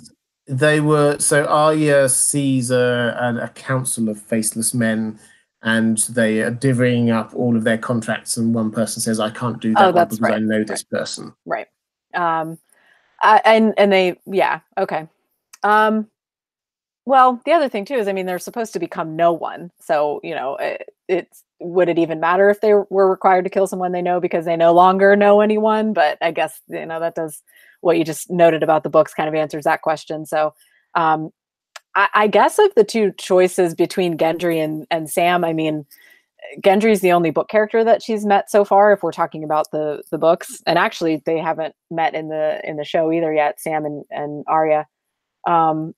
I mean, I guess Gendry could be an option. Technically, there is still at least one person alive who might want him dead, if and that would be Cersei if she would find out that he's Robert's living bastard. But I don't know that I can see this happening in a straight line kind of way. I don't know if I can see this happening in an easily explainable kind of way, but maybe I'm just not.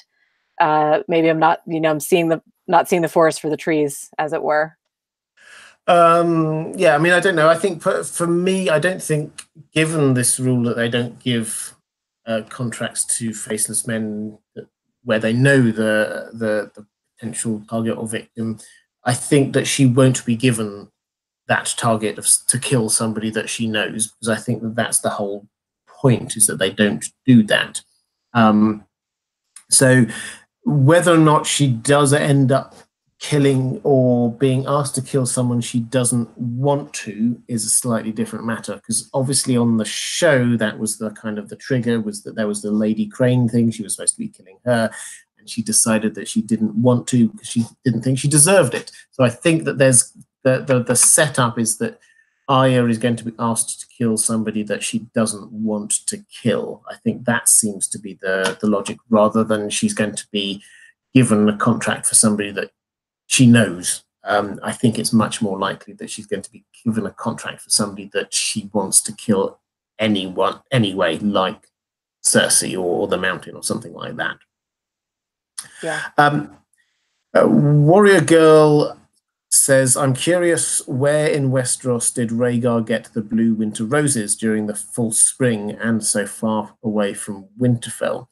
So this is a hark back to the tourney at Harrenhal, where the prize, the laurels, were this crown of blue winter roses. Now, these weren't a thing that Rhaegar himself had and just suddenly whisked out. This is just as a standard thing, was that they were to crown somebody the Queen of Love and Beauty with this crown of blue winter roses. Now, I'll answer this one unless you've got a burning desire to, Sam. Whoops, just turned off my camera. Hi, I'm back again. No problem. I'll keep on going. So on this one, so the blue winter roses, yes, they do grow in Winterfell, but they grow in their garden that they've got there, which is their glass garden, which is effectively this big glass house, which is warmed from underneath by the hot springs. So actually, it's called a winter rose, but it actually is growing in quite a warm atmosphere.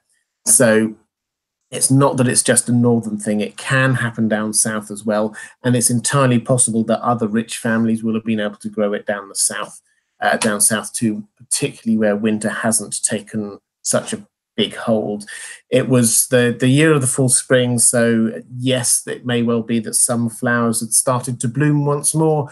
I don't think this is a big mystery. I think it's just winter roses can appear in other places. if I had to guess, probably Highgarden. They've got lots of, if you read the descriptions of going to Highgarden, there are fields just of flowers everywhere around it. So that is probably the most likely place. My understanding of the blue winter roses, though, I mean, yes, they can grow in the glass gardens, which, like you said, is basically just a greenhouse. And they have one of them at Winterfell.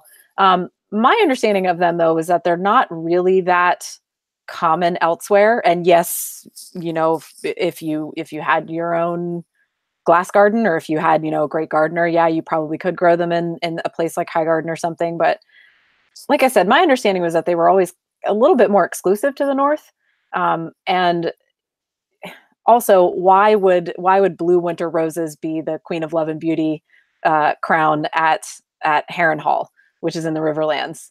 And you know, to me, the whole thing about the blue winter roses that Rhaegar gave Lyanna, it's not so much where he got them, but why he had them. And I have a couple of different thoughts on that, but it just, you know, it also seems a little too coincidental that this one flower that, you know, has been discussed as growing, not exclusively, but has been mentioned as growing in the north, ended up being the crown of Queen of Love and Beauty crown for that tourney at Harrenhal that Lyanna happened to be at, that Rhaegar happened to win. It just seems it's always seemed a little too coincidental to me. But my whole thing about that is that I have this theory that Benjen was involved in this, because there's a theory that Benjen is the one who helped Lyanna and Rhaegar like elope, since it wasn't like an actual abduction, you know. I don't know how this would have happened, that Lyanna and Rhaegar ever would have met before the tourney at Harrenhal and realized that they, you know, had a thing for each other. But Benjen could have been like, hey, you know what? I'm going to bring some blue winter roses down with me, and I'm going to give them to Rhaegar so that he can, like, you know, give them to Lyanna as like a gesture of his affection. You know, maybe he didn't realize that Rhaegar would make the faux pas of presenting them to her in such a public setting that way. But I don't know. That's just me kind of being tinfoily about it. But again, it seems a little too coincidental to me that Lyanna happened to be there, and that was the Queen of Love and Beauty laurel. I think that's fair, and I have to admit, it's not something that I've thought about. It seems in as much detail as you. And that's always so the kind of thing where I will bow to your superior knowledge. Well, and I will add that there was a tourney at Storm's End in through 2 or 3 years before the one at Harrenhal that we know Rhaegar was at. We don't know if Lyanna was there, but I don't know. Maybe they were both there, and they kind of, like, you know, wistful glances at each other from across the tourney field. I don't know. That was maybe their first kind of meeting. Not meeting, but they were both there. I don't know. I mean, I'm going to stick with my idea that the whole thing at Harrenhal was Howland getting them together. That he set up the whole, oh no, help, some squires are attacking me. It got Lyanna involved in protecting him, and then she got her righteous indignation that then led to her being the Knight of the Laughing Tree, and then Rhaegar went and had to hunt for the Knight of the Laughing Tree, and I think that's how they met. I think that was the touch point there. I think, yeah, Benjen, I'm a big fan of the idea that Benjen knew what was going on at the very least. But it's entirely possible then that if Rhaegar, one of my theories about what was going on there is that Rhaegar, one of the reasons why he gave her this was not just a, hey, I fancy you, how you doing? Not that kind of thing, because he knew that this would cause a rumpus, but I think it was a recognition of the fact that she was the Knight of the Laughing Tree who was undefeated in that tournament. And whereas he might have won that tournament through fair means or foul, that's an entirely different discussion. But I think that was partly him nodding to her and nodding to the fact that she was an undefeated knight within that tournament. And it kind of makes sense with the link across to Benjen. Benjen would know what her favourite flowers are, so it's possible that Rhaegar said, well, what are her favourite flowers? And then he sent somebody off to try and find some. I don't know. That all adds up for me. That yeah, you're probably right. It probably is too coincidental. So I think, yeah, he went off and found someone. He knew that she was there. Yeah. Okay, so let's go off to another random question. Oh, this is one about Joe Magician, who was in the chat earlier. I think has now nipped off. This is 26 Art Girl saying, I was listening to Joe Magician's channel about his video about House Strong, in which he discussed a possible link to House Stark. Please check it out and see what you think. Also, the name Stark in German is translated as strong. I was actually, for those who haven't seen it, I would highly recommend it. I was guest starring on that as the person who does the readings from the books that were dotted throughout that video. So yeah, I'm aware of it. Did you get a chance to see that one, Sam? I did. I started this, full disclosure, Joe Magician, if you're watching this, I apologize. I did not have a chance to finish it yet. But I started it. And it was very good, but I just ran out of time to finish it.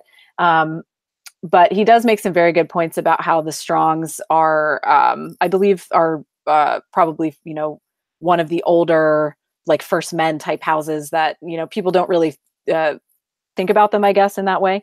But they do have a lot of similarities to the Starks. This person did bring up the name Stark in German is translated as strong. I don't want to, I'm not going to do it justice if I try and recap any of it, because like I said, I didn't finish all of it. So, Robert, if you have watched all of it, I will definitely kick this back to you. Well, so the premise of it was how strong that they're not in the first mentioned at all, really, in the first couple of books. And this is a family that George R. R. Martin seemed to suddenly get a lot more interested in, that deeper into the story he's got. And then when we get to Fire and Blood, suddenly they're everywhere doing lots of things all over the place. So this was a really useful kind of digging into how strong, what role might they have in the world. And I think that something I definitely agree with, their First Men. And this is something that Fire and Blood, there are lots of things that Fire and Blood was emphasizing, was the fact that there are First Men not just in the north, but also down into the Riverlands. This is mentioned a few different times in a few different contexts. So how strong probably were reasonably pure First Men blood. And the way that George R. R. Martin does this with language is that the First Men tend to have quite sort of clear, strong names like Strong or Stark or Bolton or something very clear, rather than anything flowery, Targaryen or Lannister or anything like that. So it's very short names. Very, for people who study English place names and names of people and indeed words, then you'll find that Saxon words, before the Normans invaded with their fancy foreign French words, they tend to be short words like axe and dog and pig and things like that. Those are traditional Saxon words, and then the French came in with other words that sound very different, that we still embraced in the English language. Incidentally, this is complete digression. I apologize, I'm going well away from Matt's video, but if you actually look, you can see a breakdown between the Saxons in sort of Norman England and the words that they used, because they were the people who were looking after the animals, and they had pig and cow, and those were the words. And then you get the French, who were the nobles who ate the meat, and the kinds of words that are used for the meat, like beef, bœuf, is a French word rather than the Saxon word, which was the live animal. The meat that came from it was the French word, because they were the people who actually ate it. Complete digression. But Joe Magician's video was, I think, clearly made the point that there's a strong link there. There's a strong thematic link between House Strong and House Stark, which incidentally I think doesn't bode well for House Stark, because House Strong died out, and there's a very clear message that they died out ignobly, and so that's very much the case there. The link across to say that they might be related in some way, I think, is something that perhaps to my mind, if they were related, it was a long time ago, many, many generations ago, to the extent that I don't think that it has a particular impact on the story. I think it may well be the case in terms of history and for interest's sake, but I think in terms of trying to imply that there's some clear magical link in any way, then I don't think that that's there. But I would highly recommend you go and check that out. It's fantastic. It's a collaboration. There's a live stream collaboration also with Crowfood's daughter, Amanda, who's often been on here as well, Disputed Lands, and you know that I rate those two very highly indeed. So I'd highly recommend you check out both the original video and the live stream that they did as a follow-up to it. Yes. It's well worth doing. Jackie Miner, thank you so much for the super chat, saying, how crazy would it be if Rickon was chasing Arya? Oh dear, you now put that thought in my mind. I don't know if I can cope with that.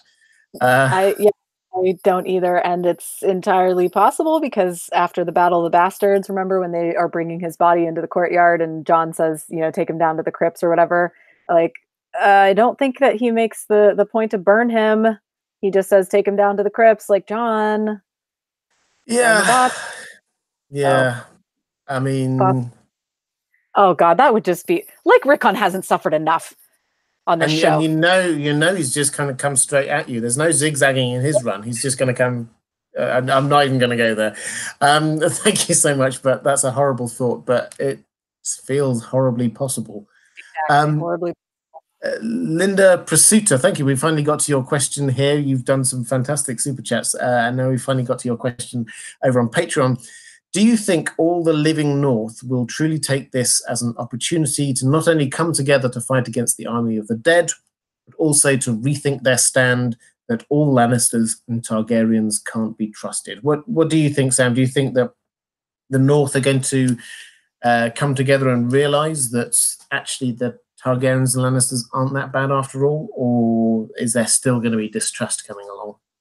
Well, I think there's definitely a good chance that this could be the opportunity for, like this question suggests, that all of the rest of the living North is going to come together to fight the army of the dead. But I think that at first there's definitely going to be some people are going to be very hesitant about Dany. They know that she might be able to help them, but they also know that the Targaryens do not have a good track record in Westeros, and especially against the Starks. So same thing with the Lannisters. So I think that if it is going to be, you know, end up being like a coming together type of thing where the Northerners end up, I don't know that they would say, well, all Targaryens are good. They might say, well, this Targaryen is good. And the same thing about the Lannisters. They might not say, well, all Lannisters are good. They might say, well, you know, Jaime and Tyrion are okay, but, you know, probably not all of them. And they wouldn't be wrong. But I think it's also, we really don't know what Westeros is going to look like after the Battle for the Dawn 2.0 happens. We really don't know what's going to happen after the Army of the Dead, you know, sweeps back into Westeros, because things could look entirely differently. Houses can be, you know, certain houses may be wiped out completely. I still think that the Iron Throne itself, like I mentioned earlier, is not actually going to physically exist anymore. Whoever ends up living to rule, it's going to be a different type of rule, I think. So, I mean, I think that it will end up being rethought, you know, the whole thing about who can be trusted and who can't be trusted. But I think that's also going to heavily depend on the outcome at the end of the season and at the end of the books. And it's less, okay, we didn't want to trust them because they were Lannisters. And it's more like, well, we ended up trusting them because they helped us. Not necessarily about the house that it is, more about the actual contribution to the fight against the Army of the Dead that was made. So yes, well, short answer, yes. I think that is the opportunity that it could be, but long answer, there's more to it than that. Yeah, I think I agree. I think that on the show, you will find the first couple of episodes, there will be a lot of playing up of the tensions and disputes in the camp up in Winterfell. You'll have Jaime arriving, you'll have Tyrion there, you'll have Suddenly, all of the Northern Lords will be annoyed with Jon, and they'll be looking to Sansa, and then there'll be and are you a Targaryen as well? So there's going to be lots of stuff going on there. They will play this up, but then the moment that we get to the battle for Winterfell, actually, that's all going to get put to one side. Everybody's going to be fighting alongside each other, regardless of where they who they liked, who they didn't like beforehand. That's going to just focus in on minds. So, and I think you're right. The world beyond that is going to be very different. And I think that the houses that we know of at the moment are going to sort of fall and fade away. So we've already talked about the potential for whether or not House Stark might die away. House Lannister, we've got the three Lannisters still living at the moment.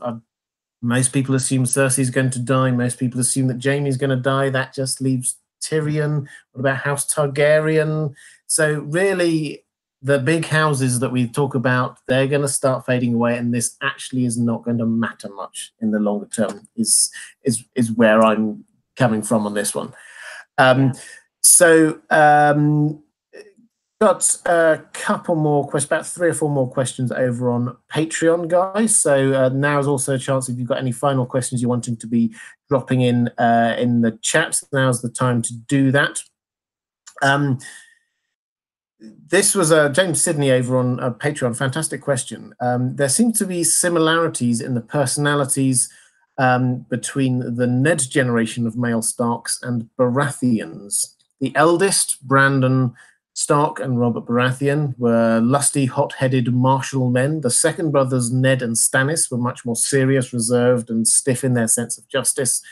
Does this mean, looking at Renly, that George is trying to show us an alternative history of what Benjen could have been like if he became a lord instead of going to the war? What do you think to that?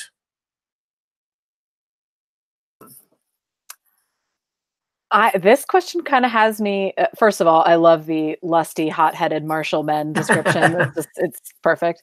But yeah, I think that's definitely, the comparison, as Ned and Stannis both as second-born sons, and both, stiff, reserved, very much valuing, loyalty and duty and honor and everything.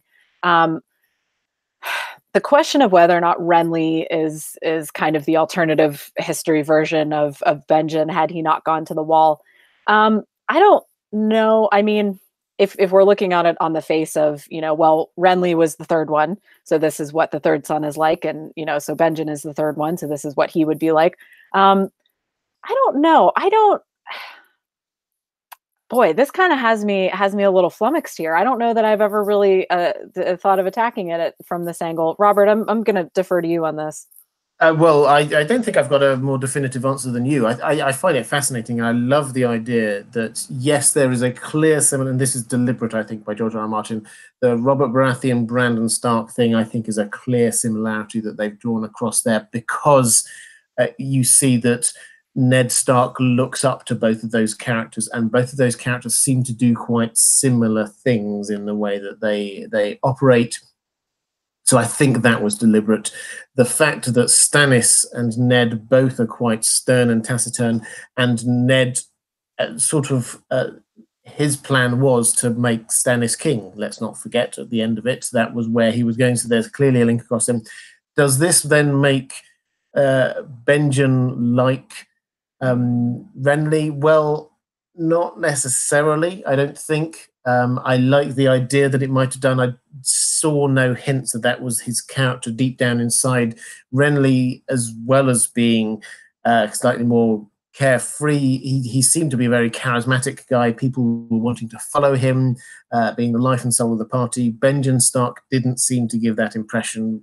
When we saw him, he was like talking to people in ones and twos rather than having this huge fanfare around him all the time, even up at the Night's Watch. So I don't think that that's the case. Might be, but I don't think it is. I think it's a fantastic idea, but I haven't seen anything to suggest that's there. He did seem. I was going to say there's definitely an essay there somewhere that could be definitely. Yeah, I mean, there were hints that as a boy he was more exuberant. We got what looked like a him fighting in the Godswood at Winterfell with Lyanna, when we get Howland telling the stories of what was going on. At Harrenhal, he always seems to be jumping up and offering to help out and all the rest of it, and he seems very enthusiastic and trying to do stuff.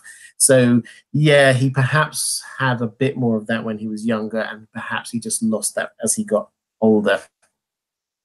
Donald Peoples, or Donnell, perhaps, $20. Thank you so much. Never know how to pronounce your name. Really sorry about that. Always a pleasure, Robert. Keep up the great work. Thank you very much. I really appreciate that. There is Torsten D over on Patreon said there is a rather large discussion about a secret Targaryen, or about secret Targaryens besides Jon. So are Jaime or Cersei Targaryens? Is Varys a secret Targaryen? There's lots of theories around there if you're looking for secret Targaryens. The question is, in the other direction, are there any hints of secret Starks hidden in the story? So what do you think? Do you pick up on any secret Starks anywhere? This is one of those things that I have read about as well, but not in as much depth. And I don't know that I have enough of a grasp on it to. I mean, I think you could probably make the case for several different people as being Starks, but I'm not well prepared enough to do it. So, but I'm curious to know if Robert, if you have any thoughts on who might be a secret Stark. I don't, is the short answer. I think that it's entirely likely that Brandon had a few secret Starks hidden around and about, but these are not playing a part in the story. I think that, as far as I'm concerned, it only matters if someone suddenly comes out and has an important role in the story in some way. And the secret Targaryen thing is important because it's entirely possible that one of them could have a better claim than Dany, because Dany wasn't actually very close to the succession. She was like fourth or something in succession.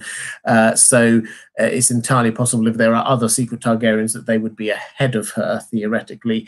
It doesn't actually matter that if suddenly we discovered that there's that Brandon Stark did have a bastard child and they suddenly appeared, then that wouldn't suddenly make it because they weren't recognized, they weren't legitimized, therefore they're just one of many bastards. Nobles have bastards all over the place. So my thinking is no, probably not. I don't think that it will have an impact on the story. I think it's a good question looking at things from the other way around.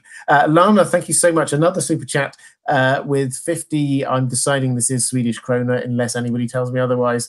I want to know about what's the evil they have down in the crypts. Can it be the Queen of the Night King? So this is a reference to, at the very bottom of the Winterfell crypts, that there's this kind of there's a cave-in effectively, and you can't go any further. And they started filling it from the bottom. The Starks, an odd way to do these things, but they started filling it from the bottom, then moved upwards towards the top. So the oldest sections with the oldest tombs are right at the very bottom, and that's the bit you can't get at. The question is, what is there behind that rubble? Did you have everyone's got a pet theory on this, I know. So I might say, did you have a thought? What's your pet theory and what's down there? I think the Night's Queen is actually as good a guess as any. We don't really know. I don't think that it's made clear what actually happens to her body, right? After her and the Night's King are defeated. So, on the one hand, you could say, well, why on earth would she end up back at Winterfell? But assuming, I think it's pretty safe to say that the crypts do have some kind of, magical element to them. I don't know if maybe the rest of the Night's Watch thought that maybe that would kind of be the best place to store her, to kind of ensure that she couldn't, come back, rise again. I don't know, something like that. This is actually something that I had not thought a whole lot about until and again, Joe Magician did a video about when he did a video about the Starks as others, and I believe he mentions this theory in there. That was kind of the first that I'd heard of it, and it's, you know, I don't really know what else could be down there that they would be hiding, or that they would need to keep from threatening everyone else. I've read that there's, like, you know, another undead dragon or something down there, like an ice dragon. I don't think that's very likely. So, yeah, I don't know. Well, I have a pet theory as well. I would, if you're interested in the longer version, I did a video called I think it was The Horn of Winter and the Crypts of Winterfell, where I set it out in stupid detail. But this comes from my idea that the Horn of Winter raises the Stark dead. And we have heard that the Horn of Winter has been blown once before. That was when the Night's King and the Night's Queen were around. So there seems to be some kind of connection there. If you buy into this idea, that I'm not going to get into all the detail of it now, but if you buy into the idea of that it raises the Stark dead, then you have to say, okay, so he was the 13th Lord Commander, so actually it's probably only the first few Stark dead that were there at the time. So they were the ones that were raised. Figuratively, we're told it raises giants from the earth, from the ground. These are the giants. The dead Starks would be the figurative giants. They went off and helped defeat the Night's King. And so what is hidden behind that, and we're told that the Night King or the Night's King, all records of his name were destroyed. So this all kind of fits in with this idea that I reckon what's hidden behind that rubble, empty graves. This is the Stark dead have been raised, they did their thing, and they've gone. And then they started again, rebuilding the stockpile of dead Starks who they can raise from the dead once more. So that's what I think was been going on there. The Horn of Winter in the books, I think, clearly is being set up to be something as a weapon or a useful thing against the others. That's why it was left there for the Night's Watch to find, along with all the dragon glass. So I think it clearly has a purpose. It's said many times that it was broken, and if you've got a broken horn, then somebody's going to unbreak it at some point. Chekhov's horn.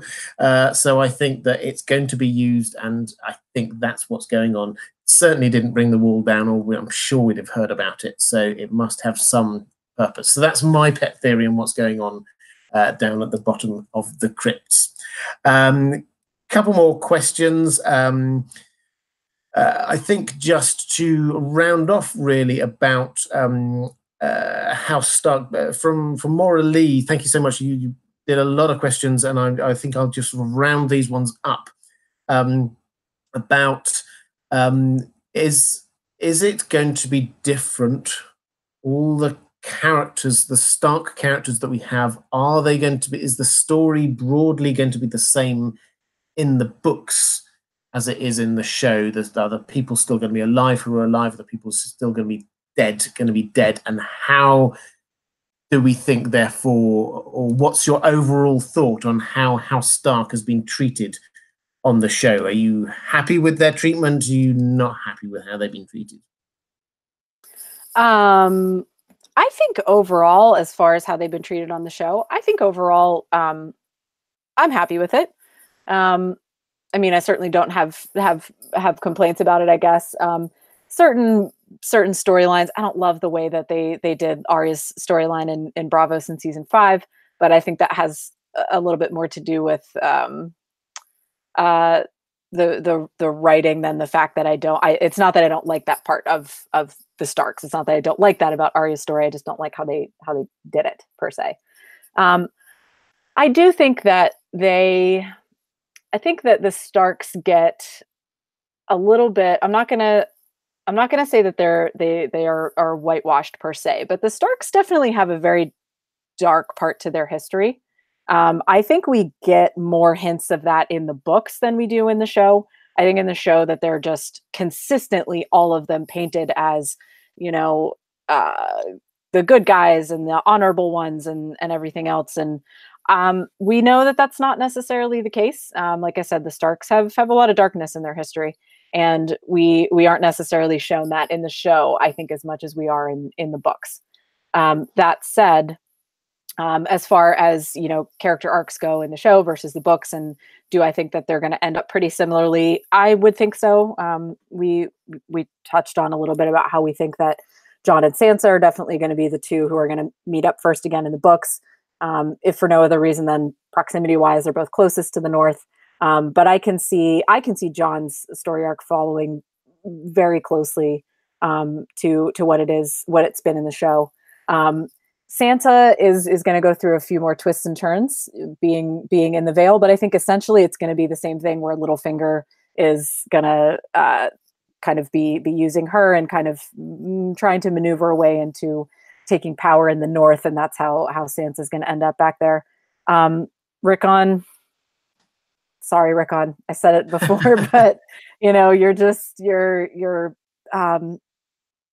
expendable, and I hate saying that, but I think the storyline that I'm the most interested to see differentiate from the show and books is Arya's, actually. I have no doubt that she's going to end up back in Westeros, and I have no doubt that she's going to end up with some kind of list. But I think it's going to be done differently. Maybe not significantly, but I definitely think it'll be different in how it's carried out. But by and large, the Stark is obviously one of, if not my favorite house. There's so much going on there in terms of the characters. There's so much to explore. And I can't wait to see what the rest of the books have in store for them, but especially the show as well. I can't wait to see how it wraps up a lot of the loose ends there with their characters. Yeah, I don't think I disagree with any of that, actually. That's I think you've got that bang on as far as I'm concerned. Lana, thank you so much for another super chat saying, what if Jon wargs into his dragon when he dies a second life, living his second life as a dragon as Starks do? What do you think to that? Do you think that he might be able to warg into a dragon? I think it's unlikely. I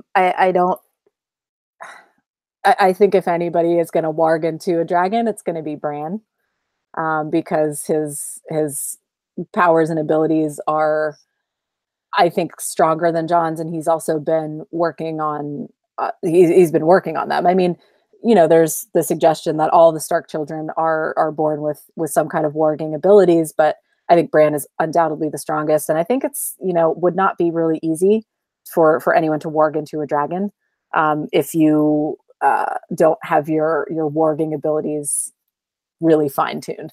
So I think it's unlikely.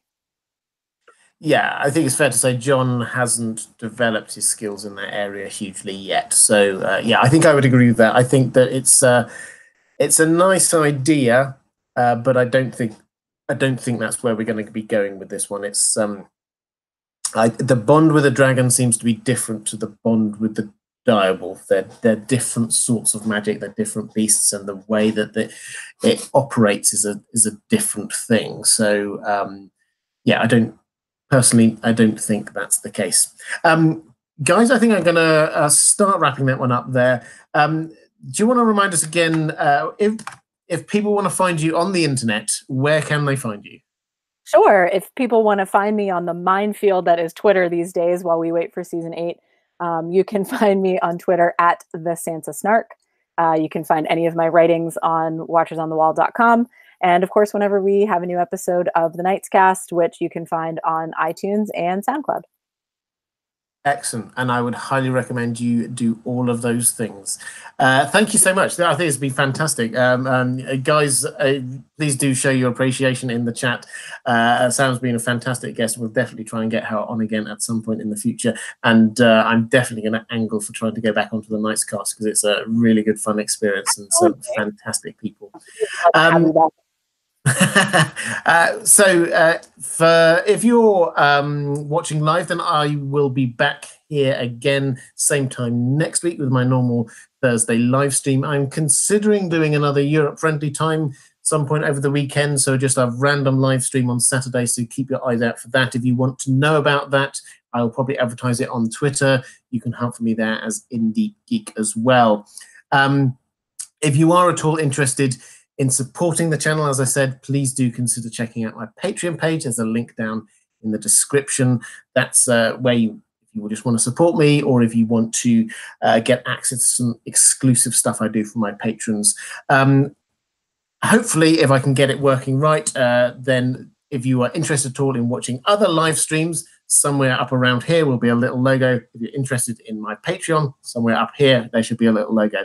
Thank you so much, guys. Absolute pleasure. Thank you, Sam, and I will see you again next time. Thank you so much for having me on. Really appreciate it.